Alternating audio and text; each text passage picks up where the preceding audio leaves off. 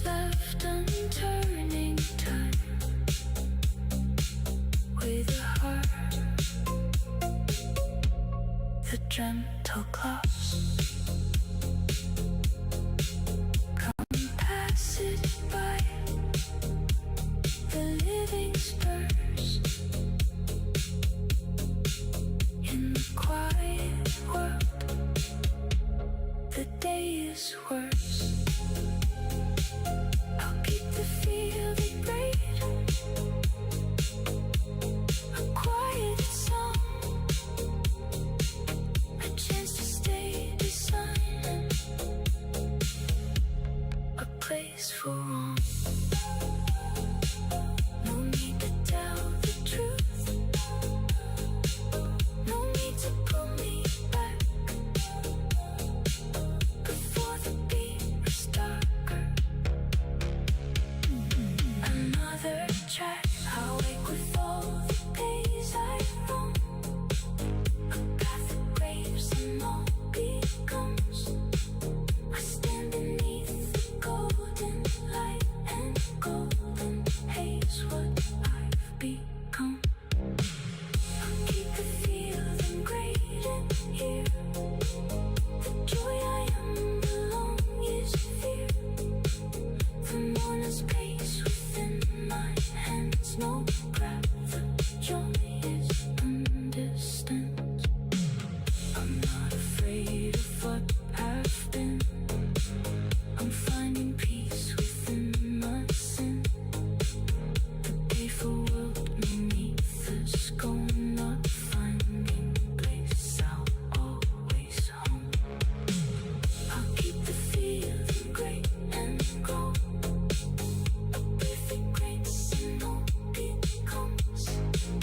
No perfect grapes that breathe and see. It's only virtue, not to be.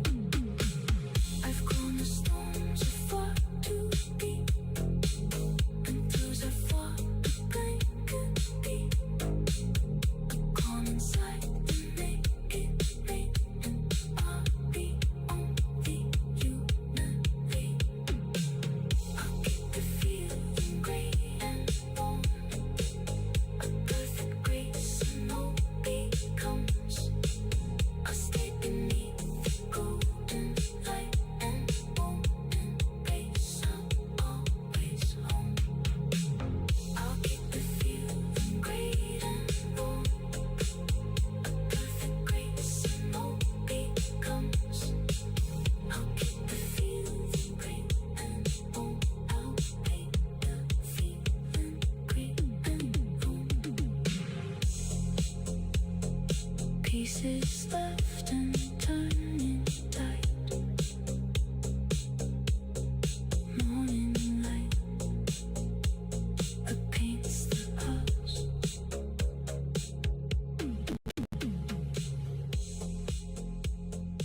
Out and breathe the sun.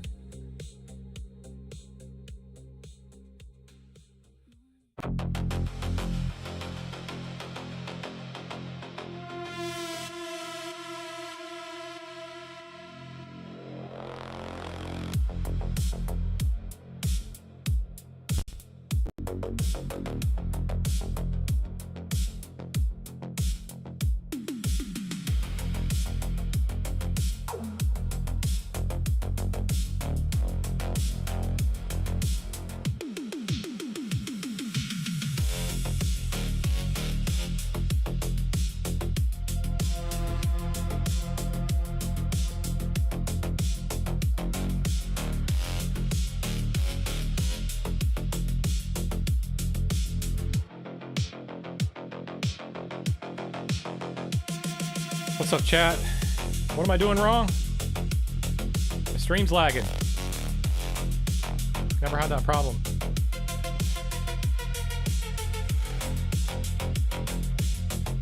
Dun, dun, dun.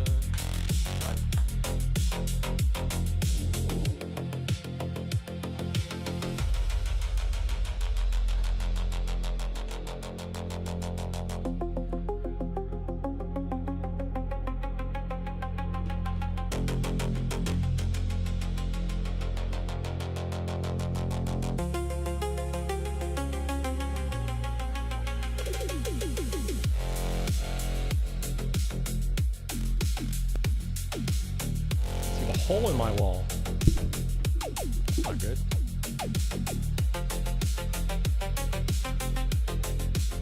Okay.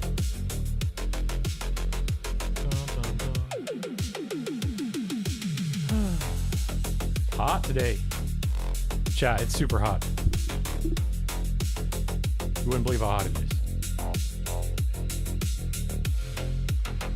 It's at 3. Just gonna turn that up. That's how we should control it. Well, let's hope that we don't have a problem with the stream, that is.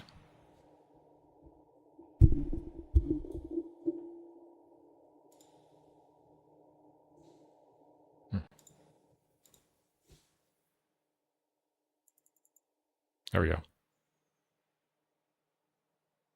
Background noise? Anyone?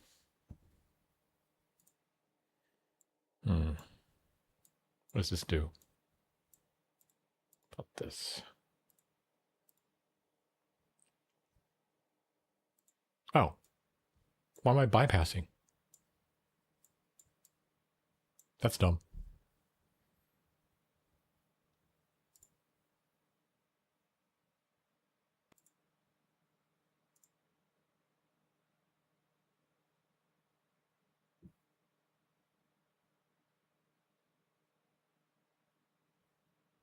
There we go.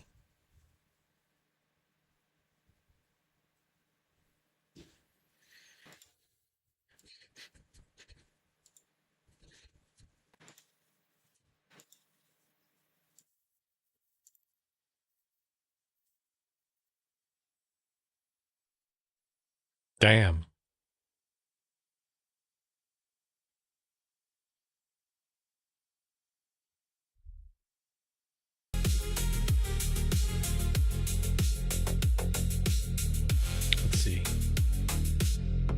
Let's see, chat. Too loud.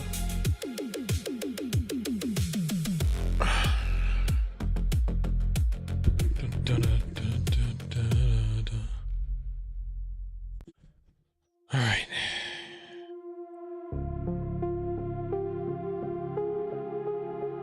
Yeah, I can't do background removal.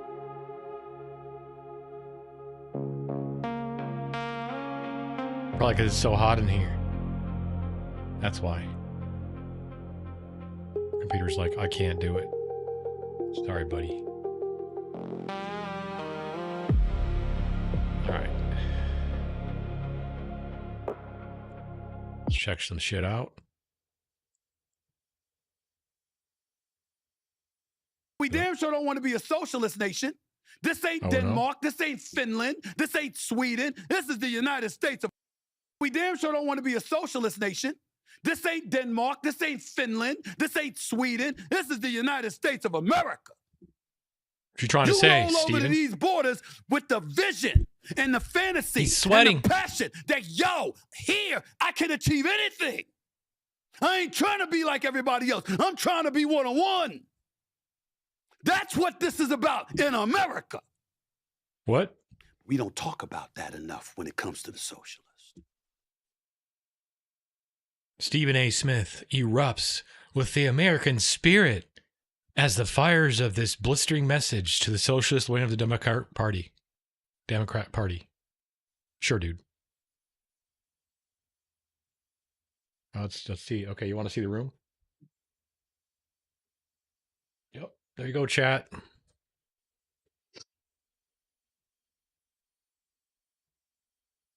Just getting furniture. Eventually, we'll have a nice background. In progress. I think you guys have seen it before. Anyway, good old Stephen A. Smith here. Getting emotional. When it comes to socialists. When it comes to the socialists. Comes to the socialists. We don't talk about that enough when it comes to the socialists. Because they're... The pause. Because I'm sweating. Because they're convincing folks. That's right. That rather than Yes, we are convincing folks. That's the number one thing happening here. You're correct.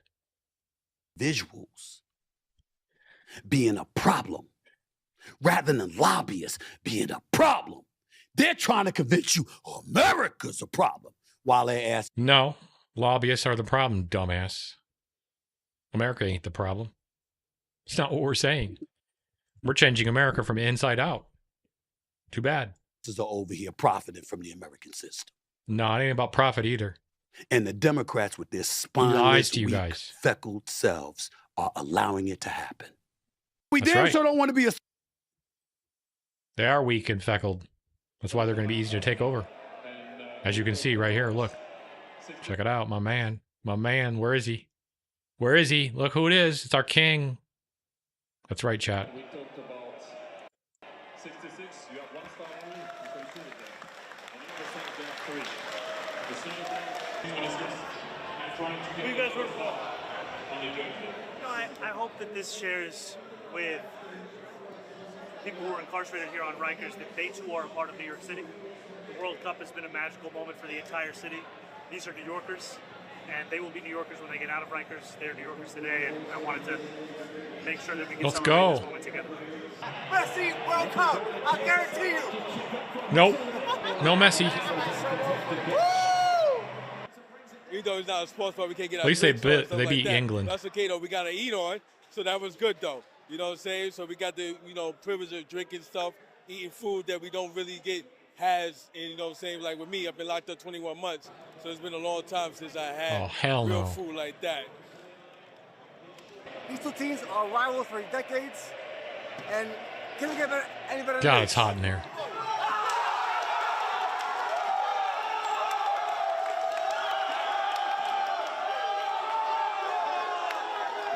Oh, there's a Messi fan. There's a England fan right there. He's like, oh, hell, he's crying. One England fan, he's crying. He's like, oh, fuck. Oh, man.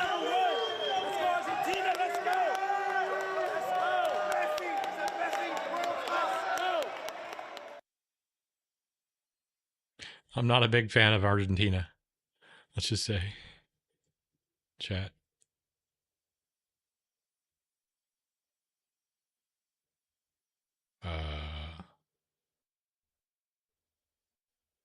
What else do I got here? Oh, yeah, this is good, too. Our city is turning. Hello? How come it works sometimes and sometimes it doesn't? All right, well. Huh? Pop out doesn't work. Welcome back. The Democratic Socialists just unveiled a sweeping new policy agenda called. All right, welcome back. The Democratic Socialists just unveiled a sweeping new policy agenda. Yes, they for did. A dramatic Here we go, boys. overhaul of all three branches of the government. They say, on the plus side, you'll probably never have to pay a bill again. Take a listen. You're able to take a day off and not have to worry. And you don't have to have a job just to pay the bills because you don't have a lot of bills, right? Bills are no longer a thing because there's not for-profit businesses that are constantly trying to exploit you and trying to, put you into debt. We wanted to lift up that demand very clearly and to state, abolish ICE, end ICE detention, end deportations, and punish the brutality of these federal agents. Correspondent Madeline Rivera Yes. has all the details for us here in the D.C. newsroom. Hey, Maddie. Good afternoon, Jillian. Besides those things, the DSA also calls for defunding the Department of War, reparations, and wealth taxes. They argue capitalism hinders freedom and that our current political system is not true democracy. Why do we have a Senate? Like a lot of people are going to see that and they'll be like, wait a second, why do I have a Senate? Like, what's so great about the Senate? I mean, I'm not sure about this, but I'm pretty sure the only popular senator is Bernie Sanders, and it's because he ran for president as a Democratic Socialist. The DSA is pushing for an expansion of the House, which they argue is a more accurate representation of the population.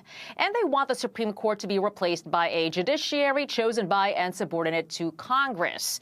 The new platform comes as the DSA hits 120,000 members, which they say is now the largest socialist organization in the country. Let's go. The agenda will essentially serve as a 200,000. rallying call as they try to build on the wins of left-wing candidates in recent primaries. Democrats are torn about how to tackle the rise of socialism within their party, but Senator Bernie Sanders says it's been a long time coming. He's right. We are seeing a real movement of the American people who increasingly understand. It's been a long time coming, folks. That we are living in a moment where never in our history have so few people, multi-billionaires, had so much economic and political power. And all across this country, we're seeing a profound disgust. People are standing up and saying that establishment politics and establishment policies are not working. We need change. House Speaker Mike Johnson and other Republicans are sounding the alarm, framing communism as a real threat ahead of the midterms.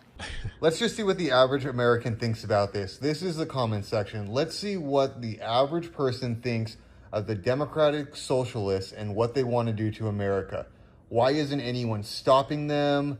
The Nazis were also socialists. This is absolutely true. Hope everyone is paying attention. These people want the downfall of America and everything it represents. This is a fact. They want to completely change everything and all of our founding principles.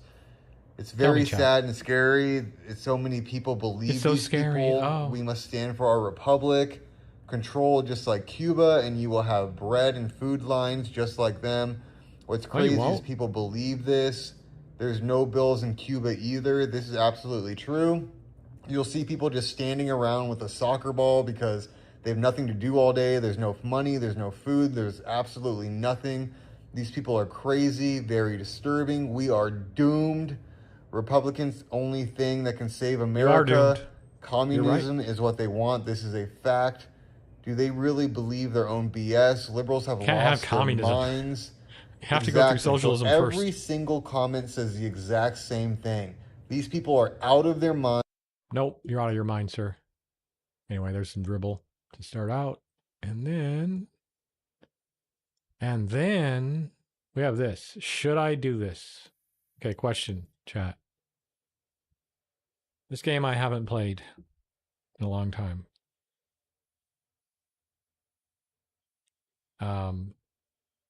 I'm actually not sure how many hours I have on it.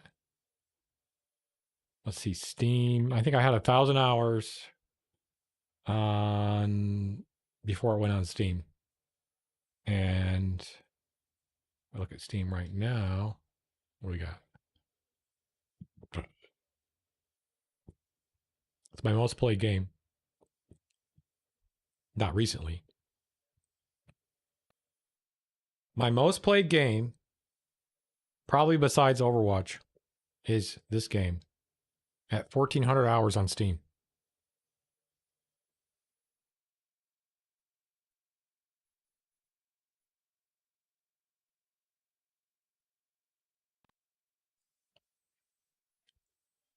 Last played February 13th, 2024.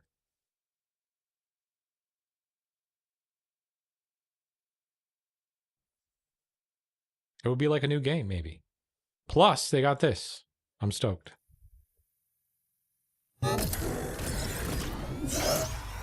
Cyberware. It sounds amazing. It feels amazing. But they don't tell you what it costs. You all right, mate? Hey, you hear me? What's the matter with you? Okay.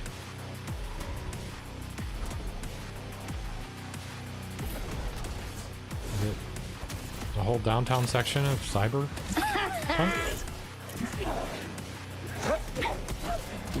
Cyberpunk, baby. You may call me Skippy. Speed, power, endurance. They're all right here. Just don't let it go to your head. Or you might lose it. Play some arenas, maybe? Actually, I don't know. Really? People still play this game? Okay. Control or power? I don't chat. The choice is yours. Oh, look at that. Okay, guns up. Oh dear. Another ruthless kill. Your childhood must have been terrible. Okay. Coming July 14th. Exclusive CNN reporting tonight on the investigation into leaks about security shortcomings of the new Air Force One. Last week, yeah, that's Welcome fucked up. to Democracy Now!, democracynow.org, the War and Peace Report. I'm Amy Goodman.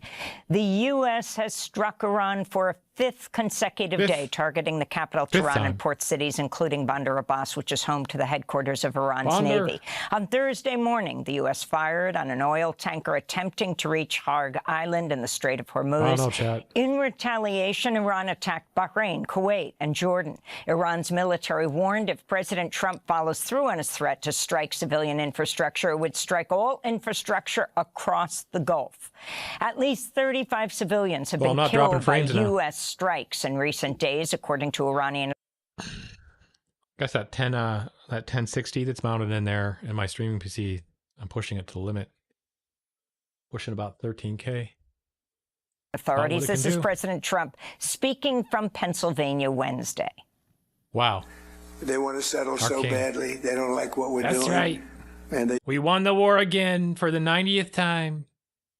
No one knew. They do want to settle. We'll find out whether or not we settle with them or we just finish it off. The Trump administration's internal estimate of the cost of the U.S.-Israeli war in Iran has soared to as much as $100 billion, according to U.S. officials who spoke to NBC News. Meanwhile, Israel's defense minister, Israel Katz, told U.S. Defense Secretary Pete Hegseth Wednesday Israel's planning to keep its forces in so-called security zones in Gaza, Lebanon, and Syria. In Gaza, Israeli forces have killed 4 more people, including a child. Ouch. Palestinian officials say an Israeli strike hit an apartment building in Deir al-Balah in central Gaza, killing Omar Abu Qasim, his wife Asma, and their 6-year-old daughter Habiba. Their 3-year-old son Sami was injured. This is a relative of the family. This poor innocent civilian family that has no connection to any military action is a neutral family who was sleeping. Their children were sleeping in their mother's lap. This is how innocent civilians are bombed on these nights, which are said to include a truce and peace. Since last October's so-called ceasefire, Israeli forces have killed more than 1,100 Palestinians in Gaza. Israel's security cabinets approved nearly $500 million in funding for 34 new settlements in the occupied West Bank. That's according to far-right Israeli Finance Minister Bezalel Smotrich. Under his tenure, 103 Israeli settlements have already been established in the occupied West Bank, violating international law. This comes amidst growing Israeli settler violence against Palestinians and their property. This is Bezalel Smotrich. We are making sure that the decisions we have made regarding the legislation and establishment of the new settlements in Judea and Samaria will not remain on paper, but will become reality on the ground. We are approving one government budget decision after another, budgets for roads, budgets for infrastructure, and also budgets for constructions, caravans. On Capitol Hill, half of all Democrats voted Wednesday to support a measure slashing military funding to Israel. The amendment proposed by Republican Congressmember Thomas Massie would have eliminated $3.3 billion in annual U.S. military assistance to Israel. The measure was ultimately defeated by House Republicans, along with Democratic Minority Leader Hakeem Jeffries and Caucus Chair Pete Aguilar, who vowed to continue funding Israel. But the House Democratic whip, Catherine Clark, supported Massie's amendment. She wrote in a statement, quote, "We should not provide a blank check for military aid to any country that does not comply with U.S. law, interests, and values. The Netanyahu government has failed to meet that standard," she said. The former House Speaker, Congressmember Nancy Pelosi of California, also voted to cut off funding to Israel, saying Americans, quote, "are rightly demanding an end to a perpetual cycle of war, and the Netanyahu government cannot maintain its current course," Pelosi said. The Senate Judiciary Committee heard testimony Wednesday from Acting Attorney General Todd Blanche, whom Trump has nominated to fill the role permanently. Democrats grilled Blanche over the Justice Department's handling of the Epstein files, the Trump administration's so-called anti-weaponization fund, and President Trump's $100 million settlement, it's believed, with the IRS. Blanche was also questioned about serving as President Trump's personal lawyer. Are you and President Trump friends? I'm his lawyer, was his lawyer, and now I'm the Deputy Attorney General. So I met him as his criminal defense attorney. I'm not sure there's very many people who have ever had a criminal defense attorney who calls that person their friend. Republican Senator John Cornyn of Texas signaled he was undecided on Blanche. No vote from Cornyn would effectively sink Blanche's nomination for Attorney General. President Trump's pick to replace Tulsi Gabbard as Director of National Intelligence refused to say Wednesday whether Joe Biden won the 2020 election. Jay Clayton was testifying before the Senate Intelligence Committee at his confirmation hearing. Here he is being questioned by Georgia Democrat Jon Ossoff. You refuse to answer a simple matter of fact about the 2020 election. Is that right? No, that's not right. Then answer the question. Who won the 2020 election? I have answered the question. Answer it. I have answered. What is your answer? I've given you my answer. What is your answer? We don't like it. You refuse to answer a basic question about who won a presidential What was he election. looking at? No, but you asked to lead America's intelligence community? Isn't it humiliating to be unable to answer this question, to have to indulge the president's delusions? Jay Clayton also claimed not to know that his predecessor, Tulsi Gabbard, joined an FBI raid on an election center in Atlanta last year. And he didn't know. He defended President Trump's proposed $1.8 billion so-called anti-weaponization fund to compensate Trump allies and insurrectionists. Jay Clayton's the U.S. Attorney for the Southern District of New York, where he oversaw the Justice Department indictment of former Venezuelan President Nicolas Maduro on drug trafficking charges. Meanwhile, the New York Times filed a motion to quash subpoenas that Jay Clayton and the U.S. Attorney's Office in Manhattan served to New York Times journalists after they reported on security concerns involving President Trump's new plane donated to him by Qatar. In a statement, the Times senior vice president, David McGraw, it doesn't have anti-missiles. We are going to court to defend our journalists' rights to report freely on the administration and to provide the public with stories that matter, he said. The subpoenas were delivered to 4 Times journalists at their homes Friday to testify before a federal grand jury in the Southern District of New York. The Pentagon's announced plans to screen the testosterone levels of service members over the age of 30 and will offer voluntary replacement therapy to those with low T-scores. The initiative was announced Wednesday by Defense Secretary Pete Hegseth, who's branded the Pentagon as the high T Department of War. I'm authorizing a new screening program for testosterone deficiency for our service members, ensuring you have the right testosterone levels to operate at your absolute best. The Pentagon did not say whether women would be tested for testosterone or whether troops would be evaluated for other hormone deficiencies. This comes after Hegseth last year ordered a halt to all gender-affirming medical procedures for service members and removed openly transgender. Taking testosterone is gender-affirming. Hello? Troops from the U.S. military. Hegseth has previously said women should not hold combat roles and has fired female leaders at the Pentagon while denying others promotions. In Georgia, another prisoner has died in the custody of ICE. That's Immigration and Customs Enforcement. On Wednesday, ICE announced 45-year-old Venezuelan immigrant Jesus Manuel Arenas Silva was found unresponsive in a bus that was transporting him from one ICE jail to another with a suspected cause of death listed as cardiac arrest. It's at least the 22nd such death this year alone. It comes as the Department of Homeland Security said Wednesday it would reverse plans to halt traffic stops following the shooting deaths of 2 immigrants by ICE agents in less than a week. They were never going to do it. The reversal came after President Trump wrote on social media, "We cannot give up one of ICE's most important and effective crime-fighting tools, the traffic stop!" Exclamation point, adding, "It won't happen on my watch," Trump wrote.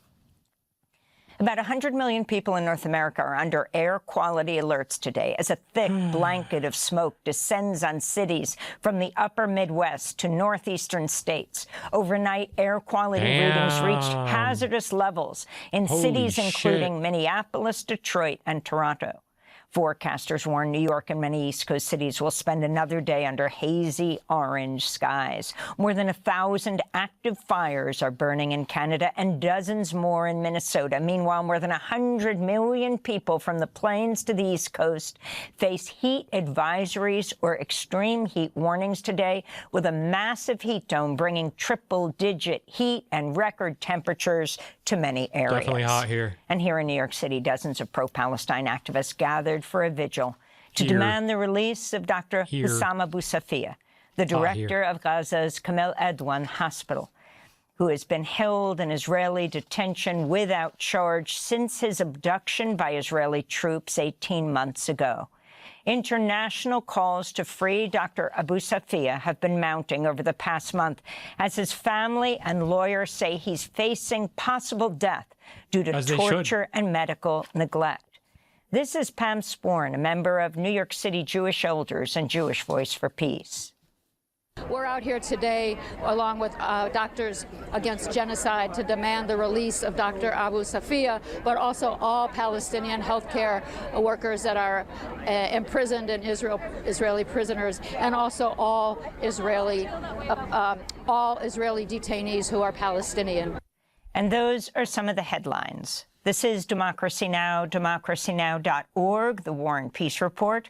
I'm Amy Goodman. And I'm Nermeen Sheikh. Welcome to our listeners and viewers across the country and around the world. Thanks for watching Democracy Now! On YouTube. Subscribe to the channel and turn on notifications to make sure you never miss a video. And for more of our audience-supported journalism, go to democracynow.org, where you can download our news app, sign up for our newsletter, subscribe to the daily podcast, and so much more. It's melting. Cyberware. It sounds amazing. It feels amazing. Exclusive CNN reporting tonight on the investigation into leaks about security shortcomings of the new Air Force One. Last week, you'll remember, the president flew the old plane instead of the new one when he left the NATO summit. The White House claims it was so that U.S. service members could tour the new one. The New York Times said it was because the Qatari-gifted plane lacked key defense systems, and the president was incensed by that reporting. Now we've learned some government officials have been asked to turn over their phones at the White House as part of a leak probe. CNN's Evan Perez joins us now with more. Evan, what more have you learned about this White House probe? Oh, that was a leak. This was an extraordinary scene at the White House last Friday, where Kash Patel, the FBI director, and Susie Wiles, the chief of staff, essentially helped orchestrate what was hours-long. Numbers of people from the White House, people who may have known about the president's trip, were brought in. Their devices were taken from them in some cases, and they were being questioned by FBI agents because of this leak hunt. The FBI, of course, is trying to figure out who in the government could have possibly leaked this information to the media.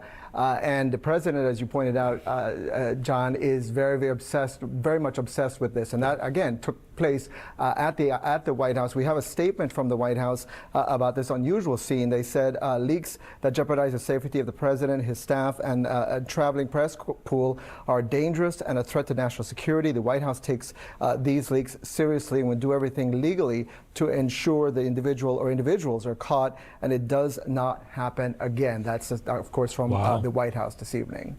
And Evan, we know the president was furious about this reporting, the disclosures. Is it easy enough to just connect the dots here? That's why the chief of staff and the FBI director are involved in this? Right. No, it's not going to be very easy. And keep in mind, I mean, that's the reason why they issued those subpoenas to the New York Times reporters last week, because they were the president is very much focused on trying to figure out who could have leaked this information. It's a very unusual set of circumstances, again, because, obviously the president is always mad at the press, but in this case, he took it very personally, the fact that he had to fly back on the old aircraft and not the new one that he was so proud of, John. And the reporting by you and your colleagues on this has the FBI director not only involved, but going to the White House and setting up shop for a while. How unusual is this? Oh my God, that is not done, right? First of all, the FBI director and the chief of staff of the White House would never be involved personally in an investigation, in part because if you do bring a prosecution, now they could possibly be witnesses in this investigation. So that's the first problem with this. You have competent career FBI agents who were doing this investigation. They were the ones who were, would normally be doing the interviews and would normally be looking at the devices, looking at computers or anything like that to try to trace back who could have talked to reporters. So the fact that these two individuals were involved is highly, highly out of the ordinary. John? And in the reporting, at least one person refused to turn this over, is that correct? At least one person declined to turn it over, and we know that some agencies told their employees that they should call lawyers if they were asked to do so. So we will see where this leak hunt finally does turn up, John. There is no blanket across the board privilege for communications between reporters and their sources. And we know that because that direct question was raised a long time ago, 1972, to the U.S. Supreme Court, which ruled back then, 5-4, there is no privilege for those communications the way there would be, for example, between an attorney and a client, or in some instances, a doctor and a patient. That said, it is not open season for DOJ and the FBI to subpoena reporters. There are cases, and there's DOJ's own internal guidance that says that kind of subpoena should be an extraordinary measure, that's a quote, used as a, quote, last resort, only if necessary for an urgent national security measure. And so I would expect this case with the New York Times to go to court, and I think they're going to litigate whether those criteria have been met. The person who brought this whole thing to everyone's attention was Donald Trump. He was the first person at 8:42 a.m. on July 8th to send out a Truth Social post that says, for old time's sake, I will be taking the old Air Force One from Turkey to Mildenhall, and he says the new Air Force One is going to go ahead. So he touched off this whole thing. Right. Listen, I am really big on press freedoms. I do not like this crackdown where they have people going to reporters' houses in particular. I'm really nervous about this idea of Kash Patel sitting in the White House collecting phones for the administration because they're embarrassed. But this is not the first administration to do this. And it really worries me from a press freedom perspective as to what presidents will do in order to crack down on leakers. It's a real problem. It is a press problem that is bigger than any one administration. Trump is doing a bad thing now, but he's not the first. And we need to deal with the fact that the president cannot pressure reporters to give up sources. Full stop. Yeah. The Times has asked, by the way, just now tonight, to quash these subpoenas of its journalists. But yeah, you're right, Charles. I mean, he's not the first president. He's probably not even the president who's used the subpoena power the most. Yeah, chat. But I think the part of this that is so just interesting and very Trumpian is that he's embarrassed about the plane. Yes, he rushed a $400 million retrofit of a plane, and it wasn't ready for prime time, and now he's embarrassed. That's what this is about. He's not only embarrassed, I mean, the plane was never going to be secure enough and to allow the time that it would need to retrofit it completely. I mean, the comm system that goes into Air Force One, the evasion systems that it has on board, that's just not going to be possible to install. And so the president, while he was really proud about touting this plane, he totally was embarrassed. And that's why he's cracking down and trying to figure out the leaks of where this all came from. But the reality is that there's so many people that are involved in what it takes to have Air Force One take off, from the advanced staff on the ground to people in the White House to the military. It can come from anywhere. And it's something probably as small as the plane's just not secure. And then it becomes, a story that is widely reported. And so I share Charles's concern about crackdown of press freedoms. We certainly dealt with leaks in the Biden White House and the Biden administration that were concerning and sometimes dealt with issues of national security, but you can't clamp down on freedom of the press either. I think Charles is right about most presidents just not wanting to deal with leaks to the press. And I remember the Obama administration was incredibly aggressive. And I understand why. And for me, I don't know where I land on this, because in one vein, I don't want national security issues being printed or written about. But on your show, when we first talked about this plane, that was my biggest reason to be against it, because I was worried about the president's safety on a plane from the Qataris. I don't know what the hell is going on with Boeing. It's taking them way too long to finish these planes. Isn't this actually to Boeing's, into Boeing's defense? They have to actually make planes secure. They can't cut corners. No, they can't. But Abby, they're behind though. They're behind the deadline. My point is that it is not an easy thing to do. It takes time. No, it does. It does. Yeah, there are going to be delays, but Trump wants a quick fix. And I mean, I think that actually. He always wants a quick fix. There is a strong argument to be made that it is in the public interest to know. Well, but I just wonder. I mean, Charles, you're a journalist.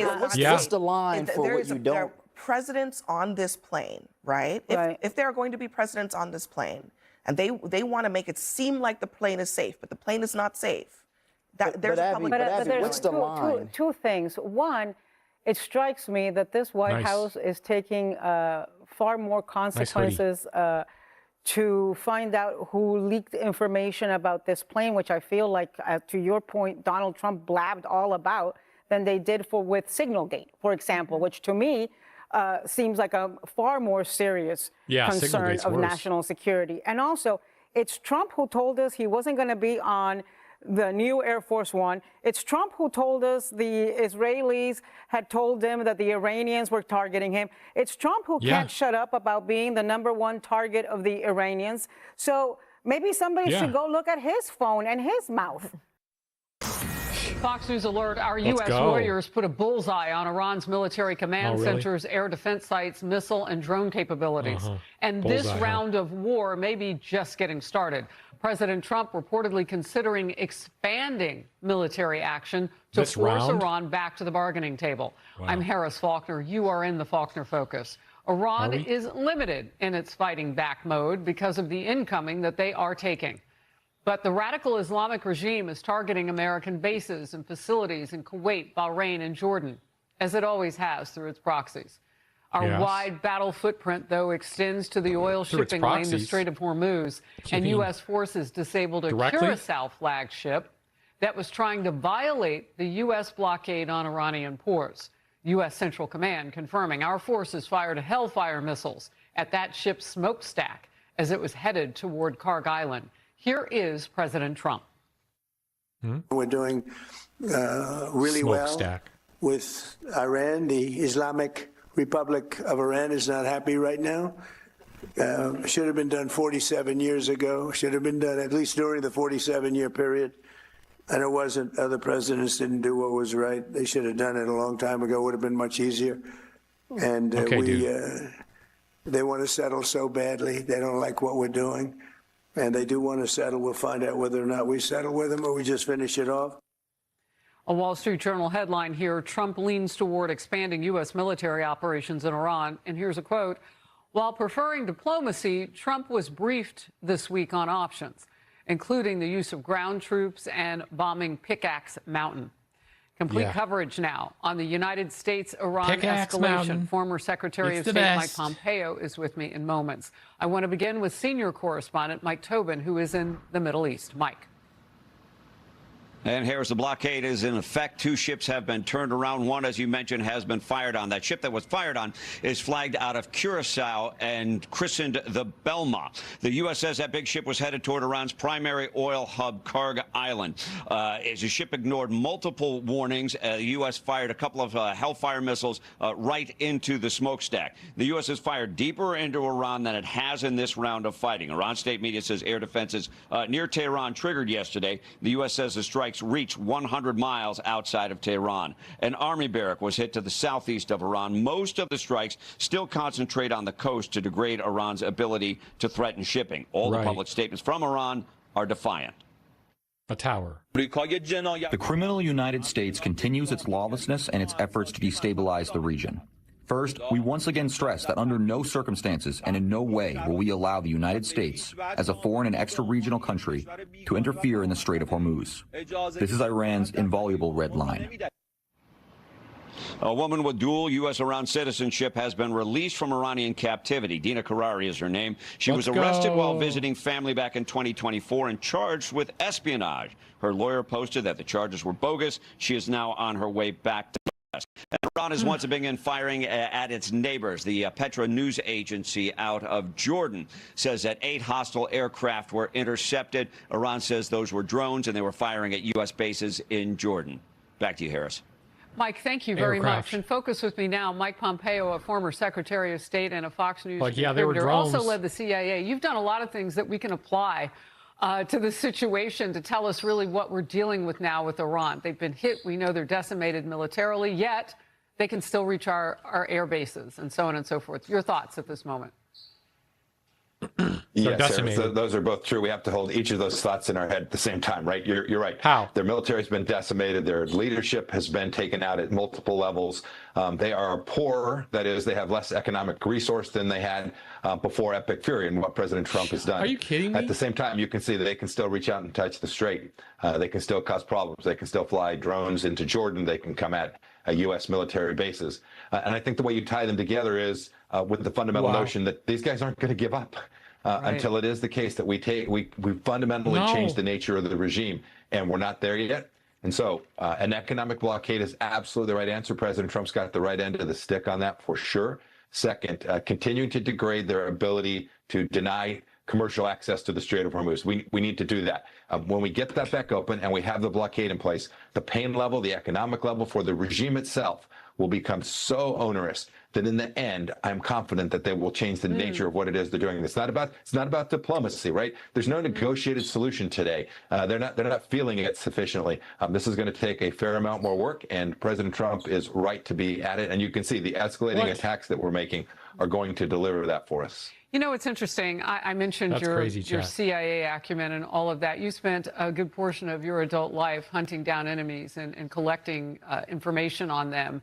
What do we need to know about going after Iran once all of this kind of gets to a point where they might come back to the bargaining table? Because it's been a hot mess sandwich trying to figure out who we're talking to. Do we make that better or worse by killing more of them? I think you make it worse in the short term and way better in the long term, which is in the end what President Trump's trying to deliver. To get this nuclear material out of the country, to deny them the capacity to have a nuclear weapon. And frankly, they were firing at the embassy in Baghdad, the U.S. embassy. My officers, my State Department officials during my time in office, they've killed scores and scores of Americans from Beirut on. This is a regime that is evil and intent on the destruction of Israel and the United States. And so we will absolutely, by taking out their leadership, make it more confusing for them in the short term. But in the end, there will be something emerges, and we never know what that will be. Even the CIA, right? You can't predict these things. You don't know what it will be, but I am very confident that this continued pressure will give the Iranian people one day the opportunity to get a country that is better for them. And that's great for every American, from my home state of Kansas to the bluest state on the East Coast. You know, it's great to hear somebody bring up the Iranian people and all of this, because that was the backdrop. Their deaths, their protesting for freedom, all of that was the backdrop to what became war. We were focused on nuclear weapons. We're focused now on the Strait of Hormuz side by side there. But their suffering has always been there. So to hear you put them front and center, I think is important. Thank you for that, reminding all of us. The conflict with Iran, as you just mentioned, Israel, is also exploding a deep political division among Democrats when it comes to our biggest Middle East ally. 103 House Democrats voted in favor of a measure to block billions of dollars in military funding to Israel. 93 of them voted against it. It highlights just how far Democrat views are tilting to the left on Israel. I mean, we're seeing a complete shift here, with party progressives turning it into a campaign issue now. Here's far-left Congressman Greg Kasar. 2 years ago, 37 House Democrats voted for a measure to not send billions of dollars to the Israeli military. Today, over 100 House Democrats voted for a measure to block billions of dollars in weapons to Netanyahu. Let's go. That is enormous progress. Did you see this coming? You know, it's always been out there latent, Harris. This is anti-Semitic. When you hear him say Netanyahu, you can frankly substitute Jew for that. That's what he means when he says that. These are a group of people, and now broadly inside the Democrat Party. In fact, it's difficult, save for maybe Senator Fetterman, it is difficult to find a Democrat who will say, hey, these are our great partners. These are our trusted friends. The Israelis have saved countless American lives, including alerting us to a plot against our president within the past few weeks. These are amazing security, economic, and diplomatic partners for us. And to watch the Democrat Party walk away from this in such a deep way, it's appalling to me. It's a little bit surprising that it's happened so quickly. And I think the cooler heads inside the Democrat Party need to retake this fundamental understanding about how about you turn into and that the Iranians are our Republicans, adversary and the nation of Israel is our partner and friend. How about Fetterman takes the Democrats that voted no on that, and they go make the Republican Party? That's what I say. Well, look, I won't lean too hard on another scroll of this because we show it almost daily here on the Faulkner Focus. But, you know, there is an argument to be made with 27 of these primary far-left Democrat socialists, as they call themselves. I mean, people who really don't support Israel. It's hard to ignore the fact that their numbers are growing now, and potentially maybe their political power if they start to win some seats in the fall. How concerned are you that the moderates will become outnumbered? Yes, I think we may have already crossed that Rubicon, Harris. I think the moderates are running for the hills and trying to hide under this DSA umbrella. They find it very difficult to go back to their districts or their states and articulate the vision for American national security that includes our partners in Israel. They need to get their act together. Common sense needs to be restored to their party. This is very dangerous. The anti-Semitism that we saw on campuses is directly connected to the political power we now see the DSA gaining. And the reasoned Americans who understand the things that are in our country's best interest need to make sure that the folks that run the DSA are never in charge in the United States. I hope they're not in charge inside the Democratic Party. I pray that they don't gain power for our country. Secretary Pompeo, always great to have you. Thank you. Everybody pray harder, Mr. Be sure Pompeo. to like and subscribe for all the Fox News latest on YouTube and catch full shows streaming now on Fox 1. Watch. Now check this out. All right, welcome to the show, y'all. It is Thursday, July 16th. Yeah, you better pray harder because I have a jam-packed show for you. So in just a second, Democrats have surged into a colossal lead for the midterms that you have to see to believe. I'm going to show you all that. There's this category of voter called double haters. And basically what that means is they think both parties ain't shit. And when you ask them, okay, you hate both parties, but who are you going to vote for? Democrats. Wait until you see this stuff, man. It is crazy. Also, the war is just tanking whatever remained of Trump's popularity. People despise what's going on with that. We also have, it is now being fully exposed and illuminated and highlighted just how much Donald Trump is corrupt and taking bribes. And the pay for a pardon scheme is all coming unglued right in front of our eyes. So we have an amazing story on that. Later on, Trump personally snuffs out the Epstein-Zorro Ranch investigation that New Mexico's Attorney General is doing. And needless to say, it's because we know where all the bodies are buried. We know the skeletons in his closet. They are numerous, to say the least. And then later on, we have Alex Jones and Nick Shirley have an idiot competition. And man, that's a real duel right there. That's a real battle of the minds right there. So you guys know the drill, man. Everybody do me a big favor. Subscribe to the channel and click that bell icon. That helps the show out big time and costs you nothing at all. You can also support the show on Patreon. As you all know, if you just give $1 a month or $2 a month, that goes a very long way. Remember, this is real independent media. I've never talked to an advertiser. I've never done an ad read. I've been doing this full time since 2012, and you have my word that I will never talk to an advertiser or do an ad read. But you guys support the show from the ground up, man. It's your support and the default ads on YouTube. That's all we do. We also have, of course, Crystal Kyle and Friends. You could sign up for that as well. Link below. And go sub to Corin's World. Yesterday was Corin's birthday. So go give him a...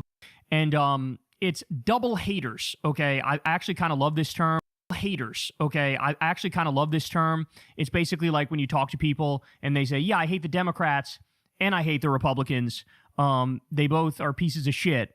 But then you ask them like, okay, well, who are you going to actually vote for, though, when push comes to shove? And the result is 55% supporting Democrats and only 29% supporting Republicans. Now, I'm no mathematician, but I believe that's a 26-point lead among the double haters, which is absolutely catastrophic. And naturally, MAGA is going to freak out over this fact. So I also wanted to show you, apparently this is a group that has always been, to one extent or another, sort of pro-democratic, but now the number is just way more extreme than it was before. So here, let me read this to you. Americans have never liked their political parties less. Pew found in May that 26% of adults now hold an unfavorable view of both parties, the highest share in more than 3 decades of asking the question, and more than 4 times the comparable percentage in 1994. Damn. So that means everybody feels like the system is more broken today than it was in 1994. The averages at 50 plus 1 show both parties sitting around 15 points underwater on favorability, and neither has been above water in years. Over the last few election cycles, analysts have become obsessed with how these double haters vote. In 2016 and 2024, Donald Trump won voters who had an unfavorable opinion of both him and his opponent by double digits. So Trump beat Hillary and Trump beat Kamala by double digits with people who said, I don't really like both of them, but they broke overwhelmingly for Trump in those instances. This is according to exit polls. He also won them in 2020, but the group was a much smaller slice of the electorate then. So now in 2026, in their June poll, Strength in Numbers and Verisight, they asked 2,000 Americans to rate both parties on a 0 to 100 feeling thermometer. 0 is cold and 100 is warm towards the party, okay? About 1 in 5 registered voters put both parties below 50. This is the group that they'd call double haters, okay? So they go on to say, our poll shows double haters favor Democrats for 2026 by 26 points, while everyone else splits about evenly. Democrats led by 2 among voters who like at least one party. If you do the math on the generic ballot, currently Democrat plus 7 is our poll. This means that the double haters are responsible for about 80% of the party's national margins. That's incredible. So in other words, this is a very electorally important group, is what they're saying here. So it's not just these double haters that are super important in terms of as a demographic. As you all know, Trump made massive gains in 2024 with young people in particular. It was young people, it was independents, it was actually Hispanic voters. He picked up with those groups. And, you know, Republicans started feeling high on their own supply, thinking, oh, this is awesome, like this is a new electorate. But the fact of the matter is, now they bled all that support back and then some. Young people hate him, independents hate him, Hispanics fucking hate him. So all of them have turned. Plus you get the double haters that hate both parties that are going, I'm going to support the Democrats way more by 26-point margin compared to Republicans. But now let's look at the Strait of Hormuz and foreign policy and how that is affecting Donald Trump. Let's listen to this. Here we go. How's the president doing on foreign policy? Bad. In 2024 versus Kamala Harris, foreign policy was a strength for this president. He was trusted more in foreign policy than Kamala Harris by a 10-point margin. Among independents, he was trusted more by 14 points. Come over to this side of the screen. The net approval now on foreign policy in 2026. That's crazy. Down he goes, right into the Strait of Hormuz. Look at this. 22 points in the negative direction, a minus 22-point net approval rating. That is a drop of over 30 points. And among independents, he is now at minus 30 points. You know I love those notes at the bottom of the screen, crazy. Johnny B. So that is a movement of 44 points among independents. Foreign policy, which was a strength for this president during the 2024 campaign, has become a weakness for him here in 2026, leading up to this midterm campaign. Now, also, party identification, we discussed that the other day. That was a metric that for the first time in my lifetime peaked for Republicans in the 2024 election, where like they had a slight edge over Democrats nationally, where more people self-identified as Republican than Democrat. Okay. They squandered that and then some. We're now back to the point where it's like an Obama-like margin. I believe Democrats, depending on which poll you look at, they're leading by double digits when it comes to party identification, which is just, I mean, that's astonishing, bro. That is astonishing to be leading by double digits when it comes to party identification. So in every measurable way, we're at the point now where if you had the election today and you had Biden versus Trump or you had Kamala Harris versus Trump, it wouldn't even be close. It would be a blowout and a half. You would have the Democrats easily getting back in power. In fact, this just came out from Harris X, who had a better economy among independent voters. Biden, 59%. Trump, 41%. All of the things that people said, oh, Biden was bad on this thing, like inflation, for example. They say, oh, inflation was really bad under Biden, and that's why Democrats struggled. Trump is doing way worse on that metric than Joe Biden did. You name the issue, you name the topic, and I will show you how Republican support has collapsed. People are pissed. People are blaming them. People are defaulting to the Democrats. Now, by the way, let me be clear. This is not to say the Democrats are doing a great job, because they're not. They're actually floundering in many respects. But Republicans are so atrocious and so evil and so terrible that people look at the political landscape and they go, well, obviously I'm going to go with the adult in the room, the Democrat, over any Republican in this country. Because it is very clear they're a fucking death cult. It's very clear they're going down with the Titanic, known as Donald Trump. So this is just... We still won't have them. It's getting overwhelming, right? It's getting overwhelming. And this is exactly why you see Trump losing it and effectively trying to rig the midterms, effectively trying to put a thumb on the scale for 2028, trying to get the voter data from each state respectively, yes, he is. Trying to do ballot purging and ballot spoiling, trying to, set up plans. He's given a speech tonight, actually, which is supposed to be about, election security or whatever. And there's speculation that he's going to try to say, oh, the Georgia senators are now nullified because I declare there was fraud in Georgia in 2024. So they're going to try to take it, or 2020. They're going to try to take it from Warnock. Let's see what he's saying.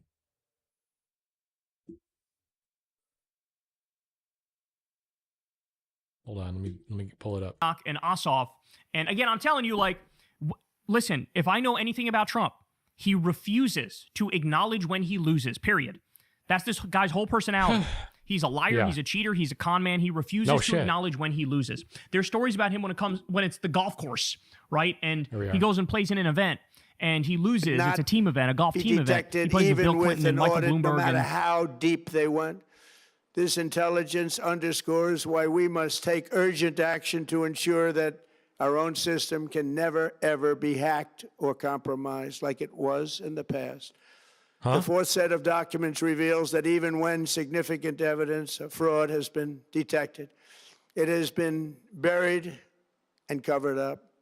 Among the disclosures tonight are FBI files detailing evidence of alleged fraud by a large-scale voter registration operation in Michigan.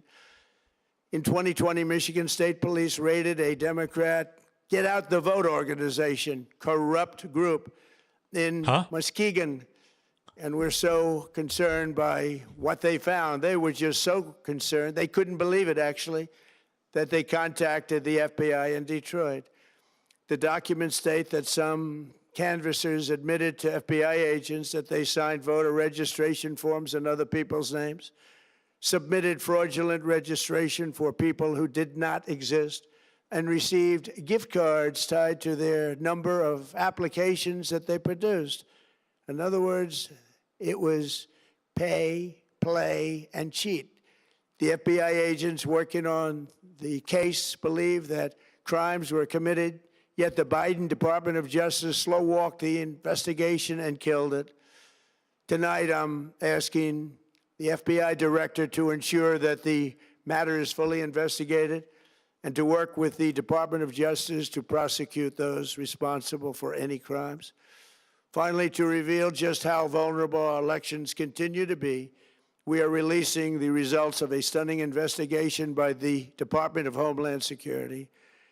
According to the DHS review, state voter rolls and public records, they identified approximately 278,000 non-citizens who are registered to vote in federal elections. Since Democrat states refuse to share their voter files, the real number is actually much higher than that.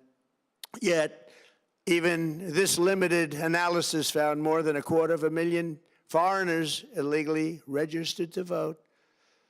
Put together, these disclosures reveal an election system so broken and so vulnerable that no one can possibly defend it. It is not defensible. Hundreds of millions of U.S. voter files are in the hands of foreign governments. Our machines and ballot counting systems are exposed to hacking and manipulation and corruption. China and other countries have been trying to meddle in our elections. Evidence of fraud has been buried. Hundreds of thousands of non-citizens and dead people are listed and active on the voter rolls, and yet we still have elections with no voter ID, no proof of citizenship, and tens of millions of ballots floating aimlessly through the mail. As one example of the insanity, California's recent election for mayor of LA and governor was held on June 2nd, a long time ago, but it was just completed a few days ago on July 10th. Think of that, much more than 1 month. Took a month to count the votes. I wonder what they were doing. This is worse than any third world country. There's no third world country that has elections like we have. In a rare move, NBC and ABC Fake News have both said that they would not cover this speech. They knew what it was about because of the fact that they don't like the topic, because they know how corrupt our system is and they don't want to reveal it. They and others in the media are part of a plot. They want to continue this fraud for whatever reason. They want to keep it going. They want to protect the radical left. They can't have a great country, and that's true. You can't have a great country without free and fair elections. Fraud like this should mean a revocation of their licenses. They use our public multi-billion-dollar in value airways for absolutely no money. They pay nothing. All we want is honesty in our elections and honesty in reporting. They pay nothing for multi-billion-dollar assets. Great damage has been done. What is to he our talking country. about? Our What the fuck is he talking were about? left vulnerable to being rigged and stolen, and the trust of the American people was lost. This cannot be allowed to continue. Every American, whether you're a Republican, Democrat, Independent, or otherwise, should be able to agree that we deserve the most secure, honest, and fair election system What are anywhere you in the talking world. about, sir? Secure elections should be a partisan, really, we should be together, Democrats, Republicans, Independents, everybody, and it should not be a partisan issue. It should cause to unite us, not to divide us. This should be a cause. We should be united, not divided. In light of the brand new and irrefutable dividing us, information bitch. I have revealed tonight, my administration is in the process of notifying the states whose election You can't data speak. was compromised by the People's Republic of China and many others. We will be working closely to mitigate any harm, and we're taking swift action to ensure that Okay, dude. sensitive voter data is better protected so we can never be bought, we can never be hacked, and we can never watch a stolen election again. Tomorrow, the Secretary of Homeland Okay, I have to see what Hasan is saying about this. Holy shit, dude. What's Hasan saying?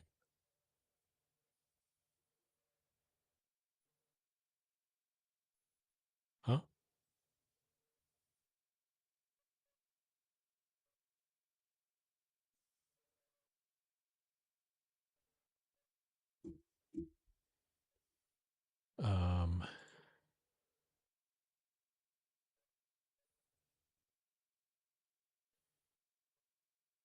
Security vulnerabilities before the midterm elections. We have very important elections coming up. We want those elections to be honest. I've also ordered DHS to notify every state about non-citizens on their voter rolls and direct them to remove all ineligible voters from the lists immediately. But most importantly, addressing this crisis Bullshit. of election security demands that Congress must pass the Save America Act. How easy is that to do unless you want to cheat? The only reason you wouldn't do it is you want to cheat because your policies are so bad. He wants to get his dumb fuck, stupid demands that Congress baboon of a must cult pass to be the on board Save with what he does America next Act. because he knows he's going to get fucking clobbered in the midterm How elections. easy is that to do unless you want to cheat? The only reason you wouldn't do it is you want to cheat because your policies are so bad and your candidates are so pathetic that you can't get away or can't get elected any other way. This landmark bill requires talking about that himself. all voters must show photo, voter ID. How simple is that? Could I have your photo, please? Photo, voter ID. All voters Just your must photo. provide proof of citizenship. Are you a citizen of our country, please? And hopefully there will be no corrupt mail-in ballots, which if you watched California and so many other places, mail-in ballots are inherently corrupt. So you would have no mail-in ballots. He's except only for voted by mail. illness, He is a vote Same. by mail military voter. deployment, or He is only travel if you're voted by going mail in away on Florida. business or He does not. vacation. Ah! These reforms are urgently needed to stop the vulnerabilities that I've mentioned. To all Americans, I ask you to pick up your phone tomorrow, call your representatives in the House and Senate, and demand that they pass the Save America Act without delay. Together we will restore faith and confidence in our country, and we will be bigger, better, and stronger than ever before. Thank you. God bless you. God bless our great military. And God bless America. Thank you very much. Oh my fucking God, dude. I don't even know what to say. Okay. Look, I wasn't the only person who clocked it, but yes, he fucking did the everybody that hates me is Chinese, or at least paid for by China, and that Venezuela stole the election. He went back to the Dominion thing, which was crazy. What the fuck? Okay. Wild stuff on that front. That's wild. All of this stuff has been discussed a million times over. None of it makes sense because he won the last election. So, like in his world, in his mind, it's like when Obama was president, Donald Trump won the election in 2016. So the system wasn't rigged. But then when Donald Trump was president, somehow China rigged the election in favor of Joe Biden. And then Joe Biden became president and then unfucked the election system so Trump could win again? Like, what? So the elections are only rigged under Trump. Like, it literally does not make sense. If the elections were rigged and you know, Joe Biden won by cheating, how the fuck did you win again in 2024? Yeah, good point. But of course, we don't deal in truths any longer, and we don't have a lot of strong critical thinkers in the United States of America. There's tens of millions of people who just will listen to every single thing that he said and then just repeat it verbatim and will demand these changes. But this whole fucking speech was just about demanding the SAVE Act. And everyone on Fox News is going to make it seem like this is the most consequential thing. They're going to bitch and moan about how major networks didn't fucking run it. Primetime address of a president. Yeah, they're going to bitch and moan about how major networks didn't run it.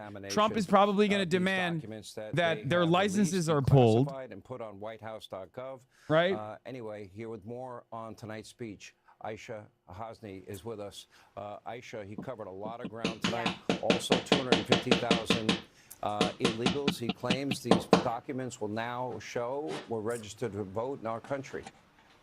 And we'll hear from the Department of Homeland Security Secretary Mark Wayne. That was the most consequential lie that he told. 278,000 like illegal voters were registered or something, and the number's probably far higher. I have no idea what the fuck that's coming from. I'm sure there's a good explanation for it. Bernie Moreno of Ohio had tweeted right before the speech, the time for complacency with China is over in regards to the allegations the president just made. The headline here is that he has announced that he's declassifying a trove of documents that he claims reveals vulnerabilities in our election system. Those documents are not posted, as you said, on the White House website. The part that you mentioned here about China, where he's alleging that they hacked and gathered voter information on some 200 million Americans over a number of years. That includes names, addresses, voting affiliation. The president says intelligence officials that knew about this did not inform Congress about this. So he is asking. Fuck. Damn. Intelligence, the Department of Justice, the FBI, the CIA to look into I mean, this. I think he's just trying to fuck with the elections, right? Like, simply put, there's no other way to explain what he's doing other than he is going to use this as a just cause. Not only does he want to pass the SAVE Act, which I don't even think he would. I don't think there is enough appetite to pass it, but let's say he does get to pass it. There's not enough time for them to implement this shit within the SAVE Act. So I think, like, because there's only, I mean, the midterms there's only so here, much he can do. right? The midterms are happening very soon. So it's not even about like passing the SAVE Act and then implementing some of those new rules. It's more so about like having just cause to intervene in the elections. Right. Midterms are in 4 months, right? Moving that bill through Congress and then signing it into law and then creating the necessary authorities to like regulate and federalize elections and demand like, and this would purge virtually every single American voter from the ballots, right? There is a likelihood that this would actually make the elections favor Democrats more so than Republicans. There's also that reality. So that's part of the reason why Republicans don't want to do this, because they think this is insane. Okay? Because there is also that element here. Like, you know, Democrats at this point are college educated, have passports, have more free time, a higher likelihood of going out and like being able to get this new registration done, more on the ball. He's right. Certainly more involved in wanting to, like, certainly have more motivation to go out and do this stuff so they can fucking elect Democrats as opposed to Republicans. So there is also a real problem for the Republicans if, and this is a big if, this is implemented evenly. Now, of course, it's not going to be implemented evenly because it's never implemented evenly. When he says, like, we want to purge mail-in ballots, that would destroy Utah and Florida and numerous other red states where people rely on mail-in ballots, right? So I assume that this is going to be a selective application situation where he will only, if he were to implement these rules, he would only weaponize them against blue states or blue districts, right? There's no shot that this would be there's no shot that this would be universally applied. And the principle behind it, we've done this before. It's the poll tax, it's the literacy test that you had to take in the Jim Crow South that specifically targeted people who had non-citizen grandparents or non-citizen parents, as in former slaves. So it wouldn't trigger for white people, even if white people were not capable of passing the literacy test either. So like the grandfather law was a devious way to selectively apply this to black people, right? So I assume a version of that is going to happen, even if he is capable of implementing something like this. But again, he doesn't have the time frame to be able to do this in the next 4 months. If he just started doing that from this day onward, he would still not be able to change the rules. So he's just going to do some right? fuckery. So he's just going to fuck around. What I suspect is that he will just use this as a way to claim that elections are stolen, knowing full well that he's trying to cast some sort of doubt on the integrity of the process right before the midterms, where he's about to get fucking destroyed. Clobbered. Right before the midterms, where he's about to get destroyed by the Democratic Party. So all Trump has here is to just cast doubt and maybe even potentially do some stuff to harm the process, like do some stuff to impede on the process of going out and voting in blue states and in blue districts. Even Fox News is playing it a little safe. The president made claims that electronic voting machines are vulnerable and easily compromised. Fox News has not seen that evidence yet, is not in a position to evaluate the accuracy of the president's. I wonder why Fox News is not in a position yet to evaluate the accuracy of this. Oh, that's right, because you guys did do that, and you got fucking sued into oblivion. Hello? That's right. We forgot. Oh, that's right. You lost $1 billion to Dominion in that fucking lawsuit. Look at that. Even fucking Fox News is playing it safe. Yep. Look, man, if I was a Republican in media, by the way, Fox News has already moved on from this big blockbuster speech. They're already talking about the new fucking waves on Iran, just so you understand like how they're dealing with this, right? Yep. They briefly mentioned the fact that ABC and CNN didn't show this. MSNBC didn't show the entire speech and how frustrated they were about it. Then they said there's a lot of new information. Oh, it's groundbreaking. And they fucking moved on. Which was another thing that I called. I said that it wasn't going to be as impactful as people claim it is, and it certainly wasn't. It's just a promotion of the SAVE Act. But yes, as Zachary Cohen reported during the speech, the documents Trump is referring to right now, and CNN has reviewed all of them, largely discuss vulnerabilities that have been known for years and or are reflected in the 2021 U.S. Intel Community Assessment. We looked at it earlier today. Okay? None of the declassified information supports the claim that any previous election results, including the 2020 presidential election contest that Trump lost, were manipulated by foreign interference or fraud in any way that would have changed the outcome. The documents and notes Trump is referring to in his speech were largely intended to round up everything in the U.S. government had information about that could potentially be considered per a source with direct knowledge. After analysis, the Intel community decided to either incorporate them in the 2021 Minority Report or assessed, based on verbiage in the documents themselves, were not concrete enough to view as consequential enough, the source said. So as I've already told you, any kind of attempts at any kind of attempts of interference in our elections from foreign adversaries, influence operations, for example, which is real, this does happen, foreign adversaries, Iran, Russia, China, and numerous other countries, and even foreign allies like Israel, which do it openly, will attempt to influence the outcome of American elections. We are the most powerful nation on the fucking planet. Of course, other countries are trying to intervene in our elections. They're trying to influence the outcome of our elections. It's normal. Okay? This is a normal thing. However, the intelligence community makes an assessment to see whether or not there was anything that was noteworthy. If there was any influence that came from any of these countries, except for Israel. Israel's influence is very noteworthy, but we don't care about that because Israel is seen as a vestige of America, so they get to do whatever the fuck they want. But all of these other countries, the foreign adversaries specifically, what we look at is the impact that it has. What we look at is the outcome. Is it actually, did it actually change the outcome in any meaningful manner? And the answer is no. It's not. There's obviously more. Okay. Point taken. Back to our show. Breaking news. Somebody else. They lose the team event, and Trump went into the clubhouse and demanded he get a low net as an individual. And they said, sir, we don't have that in this tournament. We have... Okay, we're going to the majority report. We have an all-hands-on-deck situation here, folks. Yes, we do. Let's go, folks. You're about to really enjoy this clip, but I want you to enjoy it a little bit less than you should. A little bit less than I'm enjoying it, because I'm genuinely starting to get a little concerned that Haley Stevens is so ridiculous and funny that it is obscuring the fact that she is a supporter of genocide and would be a very bad senator from Michigan.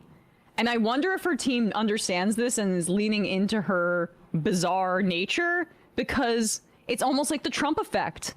He says the most horrendous things, but he's so bizarre and funny that people don't really register it in the same way as when, say, you know, a Rubio or a J.D. Vance says it. She's got that quality about her.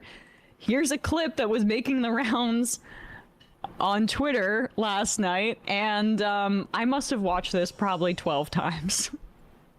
I am going to be working on our behalf. I am going to be telling the stories on our behalf. And you better believe I'm going to be doing it with a little bit of joy, a little bit of enthusiasm, a little bit of energy, and a little bit of stick it to them. Because that's the Michigan way. A little bit of stick it to them. Can we please play the final 5 seconds of a little bit of Stick It to Him? When she does the Michigan fist there, buddy. Yeah. On our behalf. And you better believe I'm going to be doing it with a little bit of joy, a little bit of enthusiasm, a little bit of energy, and a little bit of stick it to them. Because that's the Michigan way. Yeah. She's got me all riled up. I like how she gesticulates to the audience like she's like, come here. It's the opening number of a musical. Come round. Come join us. I don't know. How long I've been waiting for a politician to tell my stories. Yes. On your behalf. On your behalf. So what kind of promise is that? You made this point before the show that she doesn't have anything really aggressive or bold to offer, so she's just like using like violently suggesting nothing. Violently suggesting like I'm gonna run through you, or I'm gonna get it done. I'm gonna bulldoze for our family values. You're right. Yeah, yes sirree. I'm gonna shove all your stories down their throat with a musket pipe. I'm gonna break up. I'm gonna fund our ICE patriots like at the speed of the UAW workers on the line. Get it, Michigan? So I don't know. I mean, I saw someone also say that she'd make a great museum guide. Someone replied to that to me on Twitter, and I think that is her true calling, really, at the end of the day. But I don't know. I think it's distracting from her being, for an ideological like center right winger who would be bad for the country. So, enjoy the clip while you can, but this is what's happening actually right now in the Michigan primary. So outside spending in this race is just out of control. Yeah. This is just in the last 7 days. Ad Impact has aggregated this. United Democracy Project in 7 days has spent $4.6 million on this race, and that is the AIPAC cutout. Now, Abdul Al-Sayed's campaign, 300,000. On Who's on Air Ad Impact points out. So this is for TV ads. Abdul Al-Sayed is like a little under 500K. That's his campaign. A Stronger Michigan is also a PAC around 300K. Fighting for Michigan, which is a group that's spending on behalf of Abdul Al-Sayed, is 65K. You can just see how Stevens has these outside groups that are backing her to the hilt. And on outside spending in the race in general, it's been $41 million in total. More than half of that has been directed to benefit Haley Stevens or to attack Abdul Al-Sayed. I can give you the numbers here. $10.7 million of that $41 million has gone to support Mike Rogers, the Republican candidate, so you can strip that out of the total, and then we're looking at around $30 million here, right? So $2.3 million has benefited Abdul Al-Sayed. And when you look at the outside spending, his father-in-law has been donating to the PAC Fighting for Michigan, but he's not taking corporate PAC money. And that spent $1.5 million so far on his behalf. But you also have National Nurses United and Common Defense that are supporting Abdul Al-Sayed. And still, he's being completely dwarfed in spending. The rest of it, United Democracy Project, that's the AIPAC cutout, $15 million. A Stronger Michigan is a dark money super PAC that has spent $12 million of that total. So Abdul's spending is just a fraction here. And that dark money group of Stronger Michigan, some reporting has indicated that it's tied to a corporate strategist named Jeffries Murray. I don't know much about him, but this is the problem with our campaign finance laws. The fact that this is legal at all is absolutely insane. But let's show some of those ads here just to give you a sense. Which one is the AIPAC ad? Let's do, 9 here. This is the latest one to hit the airwaves, funded by AIPAC via the United Democracy Project against Abdul Al-Sayed. Leaders of Democratic women's groups call Abdul El-Sayed's attacks on Haley Stevens sexist and the same tired playbook used against women. That's what El-Sayed does. El Sayed called Michelle Obama's work uninspired and ineffectual. He claimed Gretchen Whitmer was bought and sold, and an employee said they were offered payment to keep silent after witnessing El Sayed disparaging women. Let's reject Abdul El Sayed's sexist attacks. UDP is responsible for the content of this ad. So that's what AIPAC has to say about that race. They're really running with that, huh? Abdul is a sexist That's a thing. really good quote there, and it's so paper thin. he was taking all of those people seriously and attacking them by their work. Yes.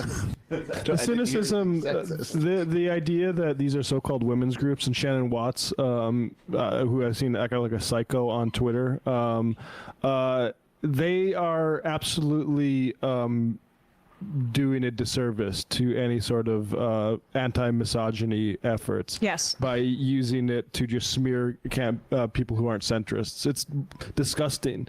And as we continue to devolve into fascism, these people will have played a key role in giving the kindling to it and turning people off these sorts of appeals, which should be deployed for good and to make the world a better place, and not protecting somebody who's taking a bunch of money from the Israel lobby. Well said. And then here is this other ad. This is the Stronger Michigan ad from the dark money that I just mentioned. And the reason that Michelle Obama quote was included in there is because right now both campaigns are really focused on turning out the black vote in Detroit. This is what most elections experts say is key to whoever is victorious in this primary. And so this is an ad that has been running across the state, and it is implying that Obama has weighed into this race and has endorsed Haley Stevens, but they're using an old clip from her House race. What? My husband worked at Ford for 41 years. My father worked for General Motors for 30 years. And when they came for our auto jobs, Haley Stevens stood up. She was chief of staff to President Obama's auto rescue. And Haley Stevens, by the way, she was a critical part of my team that helped. Dude, that's so old. All right, I gotta go pee really bad. Be right back, chat.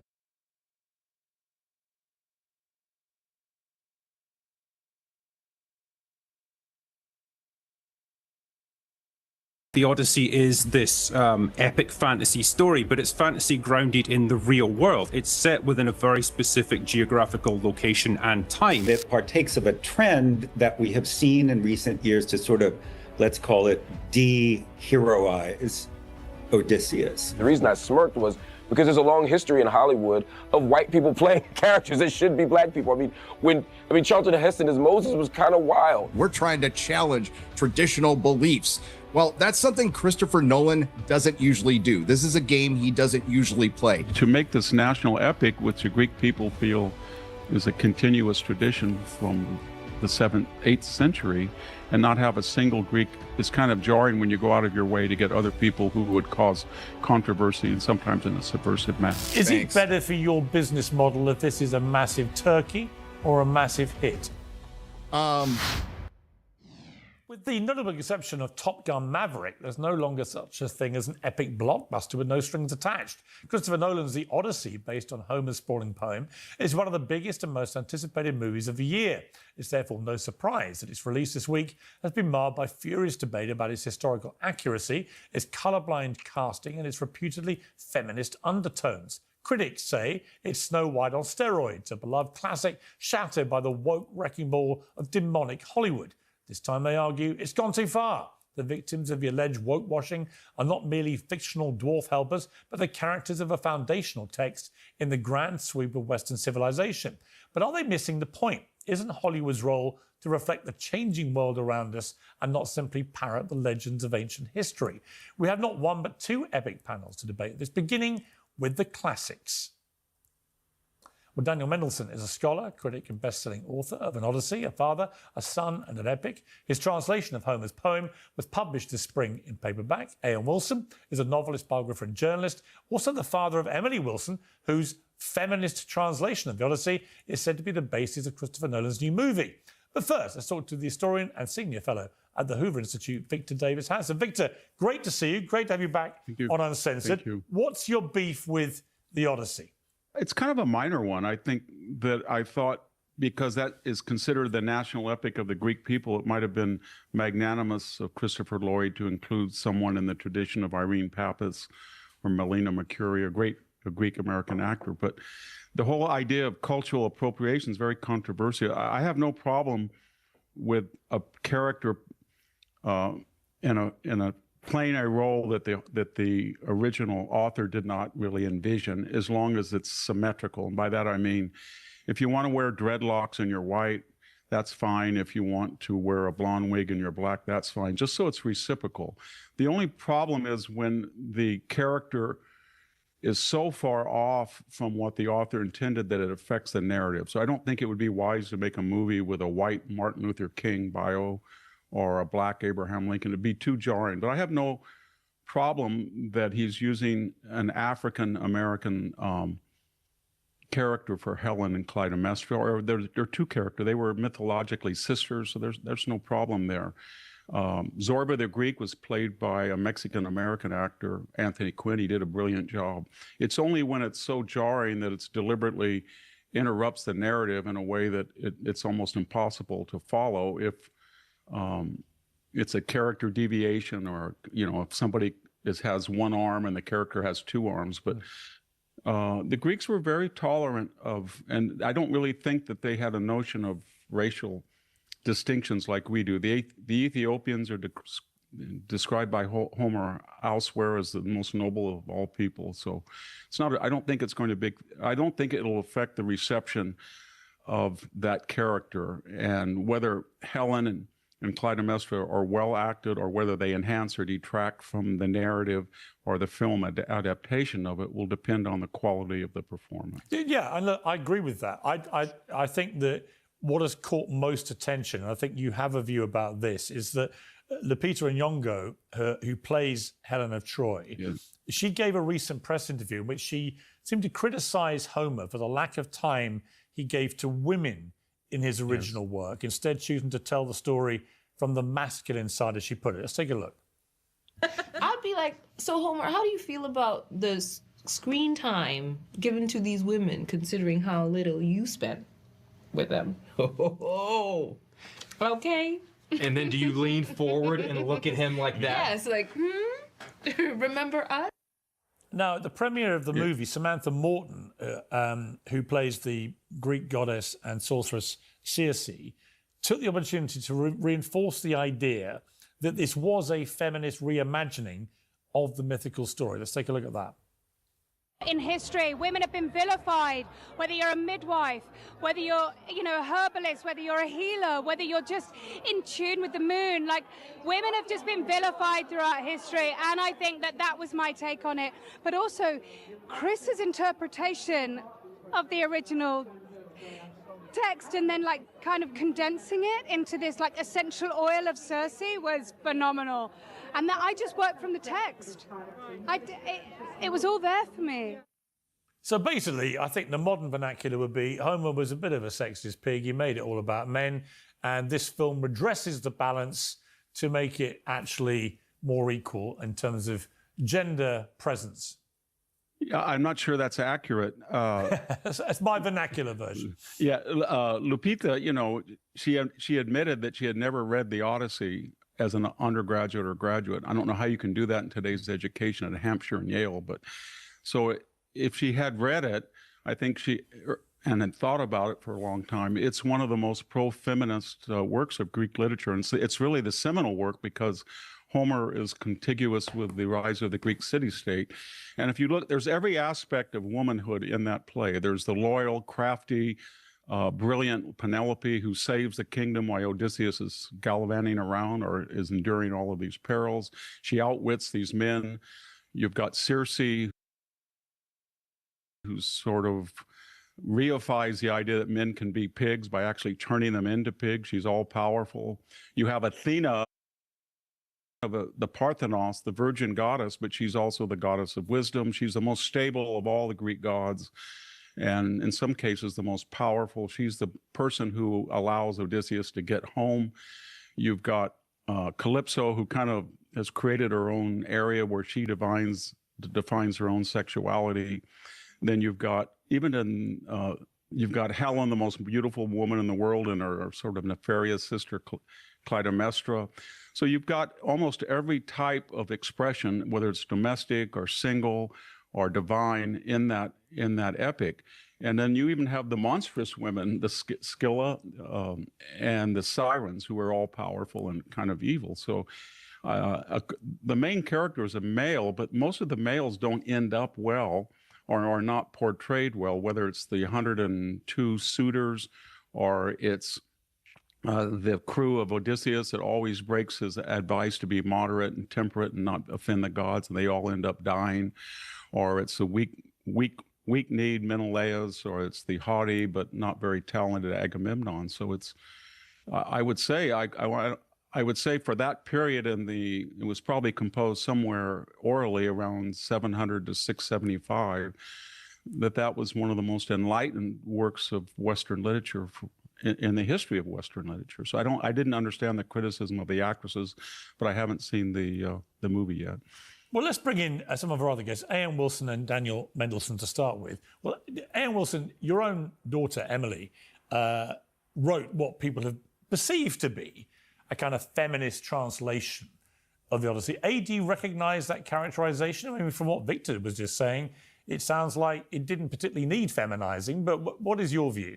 Well, I wouldn't wish to speak for Emily, whom I adore and admire, but the last speaker, Victor, was bang on right. This is a book very largely about females, and after all, don't forget the whole war broke out, partly because a female semi-divine figure, Helen, was abducted, and partly because the female deities, particularly Pallas Athene, but also Hera, the sister/wife of Zeus, the chief god, sister/wife. So women are very, very powerful figures in this story, and they're certainly very dominant figures. And also another person I'd like to bring fucking to mind, eel, who mate. is perhaps very familiar to all the audiences on both sides of the Atlantic, is a Victorian scholar and writer called Samuel Butler, who was so filled with the ideas that Victor was just expressing that he believed that Homer was a woman. That's really? That the author of the Odyssey must have been a woman because he was so sympathetic to the female point of view. So I don't think Emily Wilson, who's a great woman and has herself in a recent interview in one of the newspapers, the Financial Times, said she doesn't regard herself as particularly modern. She thinks of herself as a sort of late Victorian. I think she's following along in this Victorian tradition of realizing that the Odyssey is very sympathetic to the feminine.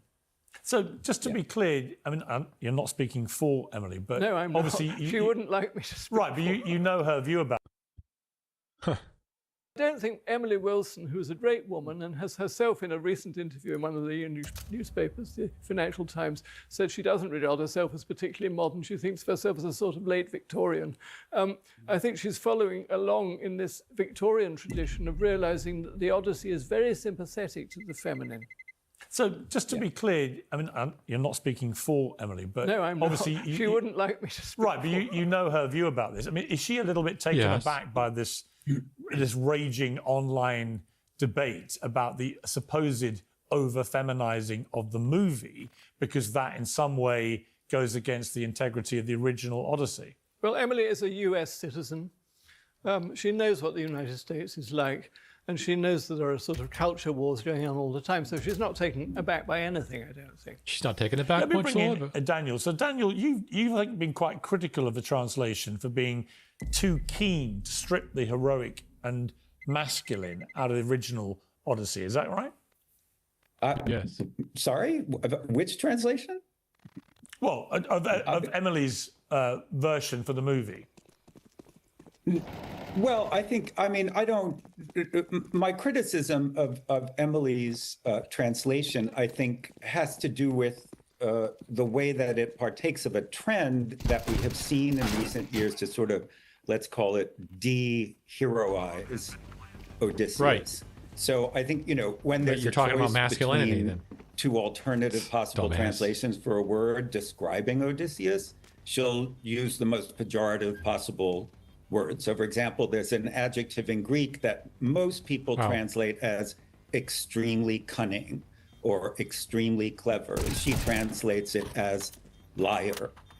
You know, and I've seen this in other movie versions. For example, the movie The Return that came out a couple of years ago sort of strips away all of the glamour of Homer's Odyssey. You know, Homer's Odyssey has its protagonist, a character who is brilliant, funny, charming, insinuating, seductive, as well as being, you know, a Bronze Age hero. He's not averse to violence. He's not averse to trickery of a very dastardly kind. But he's an extremely complicated, to use Emily's adjective, character. And I do see in recent both scholarly writing about the Odyssey, in this movie, a kind of stripping away of Odysseus, what used to be seen as these sort of glamorous, brilliant, scintillating qualities of the character, and making him into this, as somebody just on Twitter referred to Odysseus as a mass murderer, you know. So I do think that's a problem. I think you have to give this character all of his many facets. And in my own translation, I'm trying to sort of be as scrupulous as possible, not in trying to turn Homer into something that fits our ideas of masculinity or whatever, but as somebody who reflects the values of a very remote culture in which a certain kind of, as we would say, performative masculinity was not considered to be a bad thing. Okay. You know. Let me bring in. We can talk like this for this. Just reply to that. Yeah, I wanted to give you right a reply. Because I mean, I think Emily is enormously charmed by Odysseus. Just to make that point, I mean, and one of the points she makes is that charming men often are extremely dishonest. But I mean, Virgil, for example, who was Homer's greatest fan and created his Aeneid out of the Trojan story. One of the very first things that the Trojans, who were wondering whether to bring in a wooden horse into Troy, which is what led to its destruction, says, is this really the way that we understood Ulysses' character? As they call him Ulysses, we call him Odysseus if we're Greek. But in other words, Odysseus, among many other things, was a notorious liar, and he lies and deceives and gives different versions of events throughout the Odyssey. And that's part of the humor. I mean, among other things, it's a very humorous epic. And one of the things that we enjoy about Odysseus, certainly I know Emily, because I've known her for over 50 years, she enjoys about his character is that he is dishonest. And I don't think Homer, to give her old-fashioned Greek word name, I don't think Homer wants to deceive us into thinking that Homer was thinking that Odysseus was a very upright. Has he been unheroed in the way that Daniel just articulated? I don't think so, because he's shown to be very brave. He's shown to be a good dad. Thinking back to your an earlier guest on the program in which somebody was sharing the most horrific details of his son about erections and so forth, Michael Brian Johnson. But I mean, I think there's a very good, not bromance, but a very good relationship between Telemachus and Odysseus, and they weep together. And also, among other things which we haven't mentioned, Odysseus is sitting with this beautiful woman, Calypso, having what many of us, if we were sad old men, would think was rather a wonderful time on her island, having lots of sex and food brought to him and so on. And he sits weeping, thinking of his wife at home. And she, similarly, in Ithaca, is weeping, thinking of him, even though he's been deceiving her all through the marriage, and she knows that. But nonetheless, they love one another. So there's been no deliberate Wilson plot. I don't think there's a Wilson plot. Dear hero. No, very much not. And heroes are not the same as saints. And heroes are full of... mostly flawed characters. They are flawed characters. Think of Achilles with the other great Homeric poem, the Iliad. He's full of the most terrible flaws. Right. And you've got to leave us. Thank you very much indeed for joining us. We really appreciate it. It's amazing. Thank you so much. Giving us an expert family response. And the great thing is that we should always read. I mean, the first speaker, Victor, saying he couldn't understand students going to university and not reading Homer. And I can understand it, but I do wish they would, because it's just the best book in the world. And Western literature has just been downhill ever since. Well said. They should. And Victor, I think, would absolutely agree. Thank you very much indeed for joining us. We're going to sub you out, Ian Wilson. Plenty of good science fiction. We're going to bring in three of our regular guests, actually, to talk about a lot of the more negative reaction to the Odyssey movie is being driven in part by the movie fan community on YouTube, which is very vociferous. So we're going to bring in two of the biggest names in that space, Will Jordan, aka the Critical Drinker, and Gary Bigler, who's the Nerdrotic, of course. Losers. Rounding off our truly epic panel, host of Bet News, right. Mark Lamont Hill. So welcome to the three of you, and Victor's kindly agreed to stay here. Now, Victor teed this up by saying at the start, Critical Drinker. The fuss exclusively about the choice of having Lupita Nyong'o, a black woman, African-American actress, playing Helen of Troy, was, somehow wrong. That because mythology has her, even though she's not a real person, has her as a white woman, this shouldn't have been the case. What is your view? Yeah, I mean, it's worth keeping in mind that something like The Odyssey is this epic fantasy story, but it's fantasy grounded in the real world. It's set within a very specific geographical location and time. And like any geographical location and time, it has demographics of people that are believable in that time and people who are not. And the best way to contextualize this kind of decision is, say you had a movie set in pre-colonial Africa and one of the tribal leaders was a random white guy, and none of the other characters thought that that was even remotely strange. No one reacted to it and there was no explanation for it. That's kind of the similar situation to what you have with The Odyssey. It doesn't really make sense contextually, and I think that's what people are reacting to. And this is coming off the back of a period within Hollywood movie making where there has been a lot of rather bizarre race swaps of characters. I mean, if you go back to, things like we've produced over here in the UK, we've had an Asian Sir Isaac Newton, we've had a black Anne Boleyn. These are real historical characters, but we're now supposed to pretend that they're a completely different race, and it doesn't make sense. Right, Mark Lamont Hill, I saw you smirking with derision there, I think. I think I'm right The in movie. identifying the nature of the smirk. But if I said to you, look, I'm going to be starring as Othello next week in a massive Broadway version of Shakespeare's great play, would you feel that would be appropriate, given I'm a white guy? First, you read my smirk correctly. Your powers of observation and analysis have really sharpened since I started coming on the show. You're welcome. I think for me the question is always, is it historically accurate? Yes, but also what's the genre? If it's mythic, if it's fantasy, or if the artist is explicitly saying, hey, we're not playing on historical accuracies precisely because of the fantasy aspect of it, I'm fine with it. But if you're actually not doing that, and you're not eyes wide open, you don't show your cards, then it would be a problem. So if you were playing Othello and we had that conversation, I'd be fine with it. The reason I smirked was because there's a long history in Hollywood of white people playing characters that should be black people. I mean, Charlton Heston as Moses was kind of wild. You know what I mean? Was it Laurence Olivier who played the Mahdi in the 70s film about Muhammad Ahmed al-Mahdi in Sudan? I mean, it's fascinating to me to see the outrage now, particularly since the character. We've got our issues with those pieces of casting as well.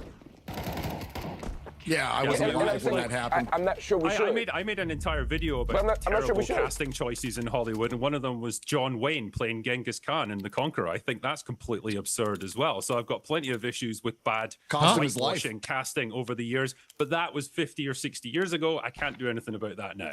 Daniel Mendelsohn, one of our other panelists here, penned a column for the New York Times entitled, "Does Matt Damon Look Greek? No. So stop complaining about Lupita Nyong'o." In it, he asks, so what is Mr. Nolan up to? As it turns out, the author is using Helen just as the Greek authors did to provoke, challenge, and discomfort how we think about beauty and identity, about who we are and how we relate to the world. By that criteria, what's wrong with it?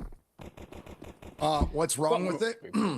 Well, what I primarily point out for the film is the hypocrisy from Hollywood. If you're trying to be provocative, then you're being subversive. You're just coming out and saying, yes, we're being subversive, we're being provocative with this casting. So it's not the best person for the role, and it's not for authenticity. We're trying to challenge traditional beliefs. Well, that's something Christopher Nolan doesn't usually do. This is a game he doesn't usually play. And let's not forget that these beliefs, these quote unquote values of diversity and inclusion are baked into the awards rules. So they're baked into the company's rules and the awards rules. And we just had a film that completely flopped. Moana, the live-action remake that was, touting how authentic it was to that culture. Well, that's just a fantasy. Why does it matter? And my argument is, if it doesn't matter, then why change it? It's the motivation behind the change that people sense. And it also is a red flag for how we're going to treat the source material and how we're going to go Make through. your own movie, I bitch. saw this with the Rings of Power. The Rings of Power, they changed, they had black dwarves and black elves. And, oh, by the way, they completely went off the text. So it's a red flag for something else. Now, Lupita Nyong'o, if I'm mispronouncing her name, I apologize. But if she's in it for a little bit, like, the movie could still be good. It could absolutely still be good. But it's a red flag, and it's subversive casting. So it does rile people up. It's meant to rile people up, just Subversive like the casting of Black Snake. Okay, Victor, let me bring you back in here, if I may. Yes. What's your response to that argument? I think he makes a good point about subversive. When we talk about people of different races playing characters, the complaint about Hollywood, say, pre-1980, was that white characters, Burt Lancaster, Charles Bronson, Audrey Hepburn, who played Native Americans, the issue was there were probably Native American actors who would have been more authentic. Yeah. I don't know if they were as good actors, but there was no effort. But the point I'm making is they tried to look or appear as they were Native Americans. So when a Mexican-American actor played Zorba the Greek, Anthony Quinn tried to look Greek, and it was enhanced because he looked Greek in some ways. When Laurence Olivier tried to play Othello, he was white, but he tried to look like he was North African. And but I think the other guest was right about trying to be subversive. In the case of Lupita, I mean, it would be kind of absurd in modern sensibilities to have an African-American actress or African-British actress then wear, I guess we could use that word, whiteface, so she would appear more authentic as far as the actual text of Homer goes. But it is a subversive act. It's saying that we're going to take not even somebody being real. who does Not not even real. appear anywhere near the look of Helen. And why it might have been less subversive to apply to mess of other characters. After all, Helen is the central character and caused the Trojan War. I have no problem, as the other guest said, about being subversive, if that's openly your point, is to draw attention that you're trying to destroy characterization or traditional stereotypes, but it's not being authentic to what the author imagined. Okay, it might be your interpretation of what he imagined, but if he off the rim, it isn't. And again, I think, just to finish, we have a whole tradition of, it is kind of insulting to, it's very unpopular. There's a lot of controversy in Greece. It would be as if you made, an epic, remade How the West Was Won, and you didn't have one American actor in it.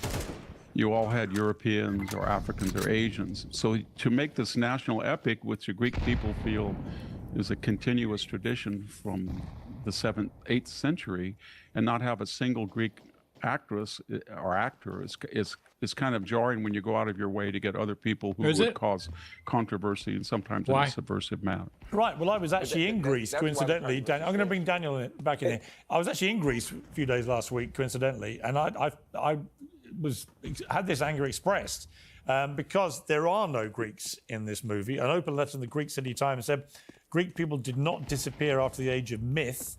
Greek culture was not frozen in classical marble. Greek language was not extinguished in antiquity. We are still here. Now, if you go back in time, this is not the first time you've had a black actress play Helen of Troy. Orson Welles cast Eartha Kitt as his Helen of Troy back in 1950, something I didn't discover until this morning. So there is precedent for this, Daniel. It's been done. There wasn't the outcry then, there is now. But if I'm Greek, I'm probably looking at this going, yeah, I would take the view that Victor just articulated, which is, seriously, you're not going to have a single great actor in the Odyssey?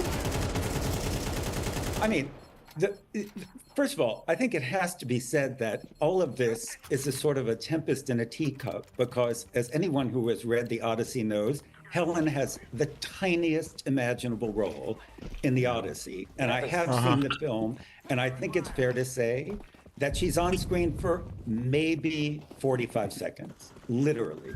So that's one thing. I mean, it really seems to be silly to getting everyone's knickers in a twist about a very minor character. Is he trying to be provocative? Yeah, absolutely.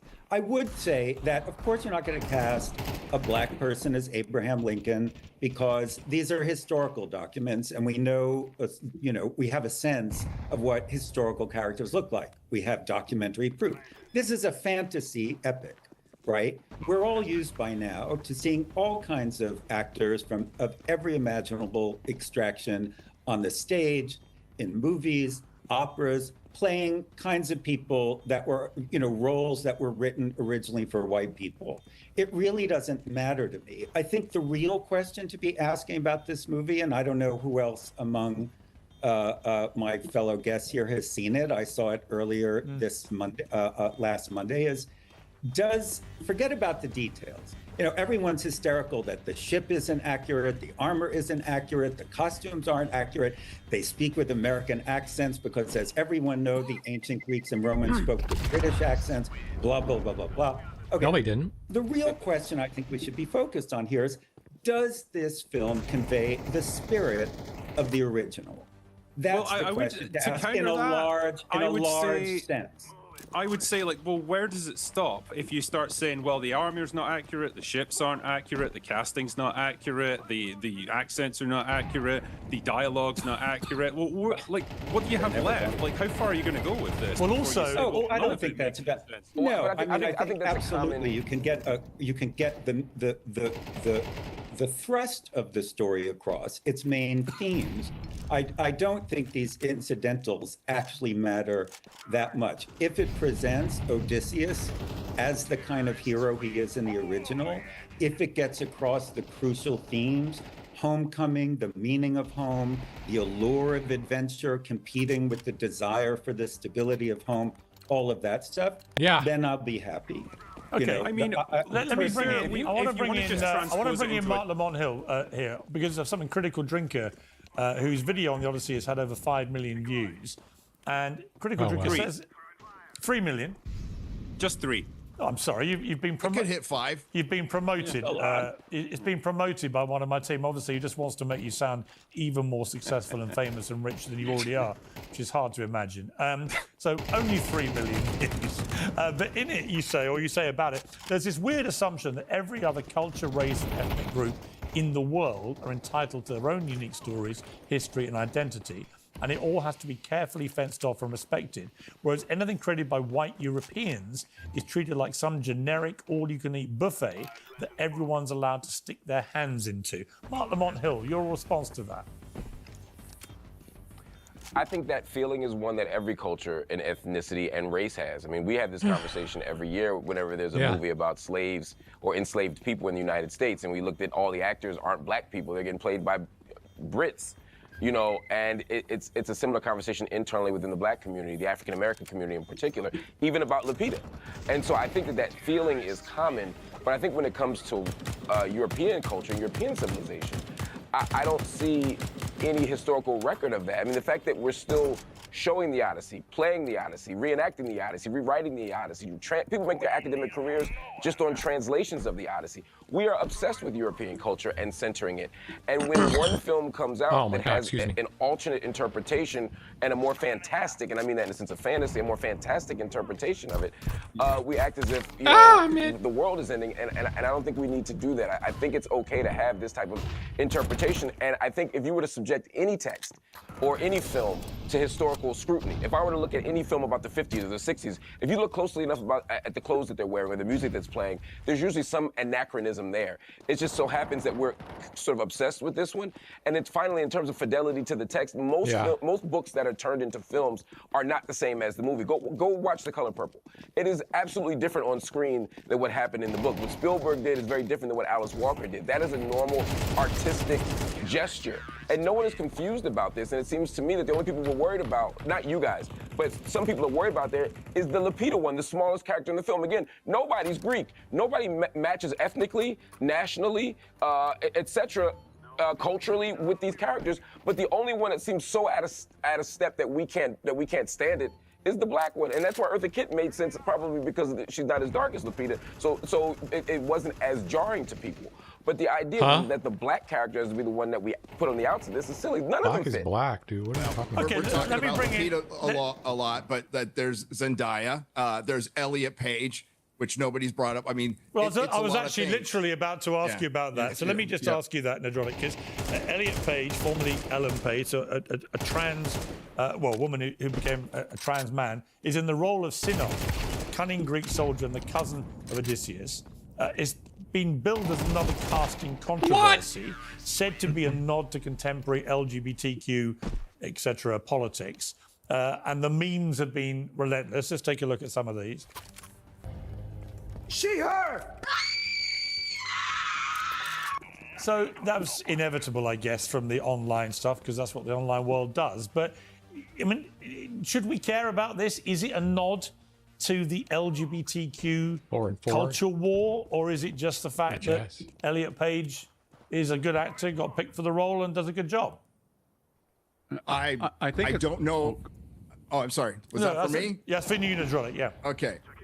I don't know if Elliot's a good actor or not. I think it's you could make an argument that Christopher Nolan likes to work with people he has worked with before, and you can also make an argument that this is absolutely a nod for that. I think it's a little bit of both. I don't know why you bring in a character that wasn't even in the original poem from outside it, you know, just for this part, and that those are changes that certainly can be made. And again, if Christopher Nolan's name isn't attached to this film, everybody's going to think it's a bomb. But Christopher Nolan being attached to this film, he gets a certain amount of respect that he absolutely deserves, the benefit of the doubt, which he absolutely deserves. I don't know how much Elliot is actually in the film as well. It could be a very small part as far as I know. And it still could be good, but you can't blame people. The context of this is, yes, there is a culture war. There's always a culture war, and there's one it's an open culture war right now, and we are 10 years deep into it, and we are seeing the same red flags and signs as we have seen with other films, be it historical drama or just known mythological text or just a well-known story, that they are changing to be subversive, and people are now sensing that breaks the spell, that breaks authenticity, and it takes you out of the movie when you know what the motivation is. The motivation should be best person for the job, period.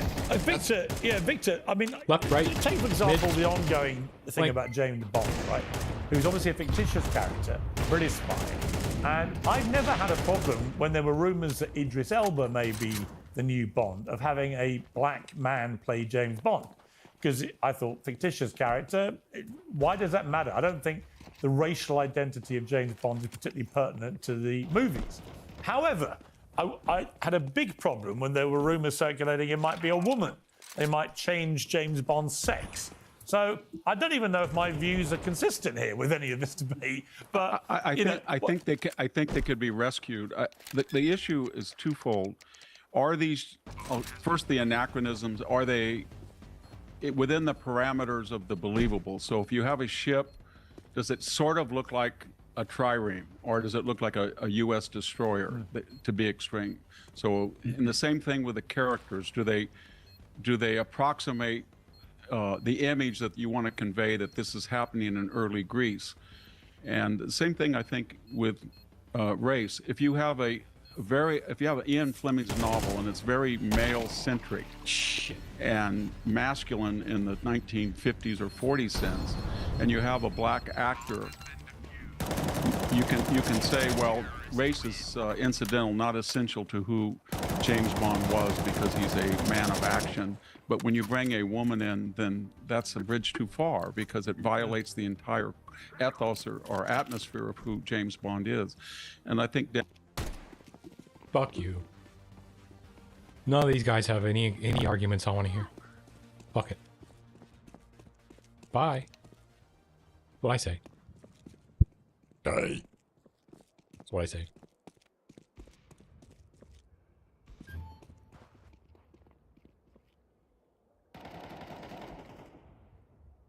Yeah, chat. That's right.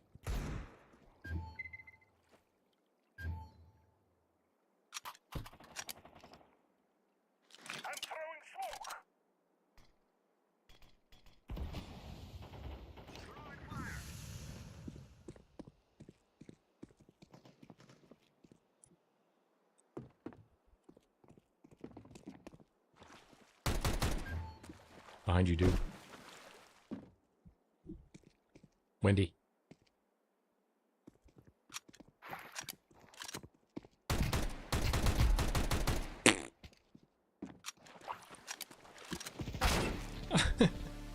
Wendy.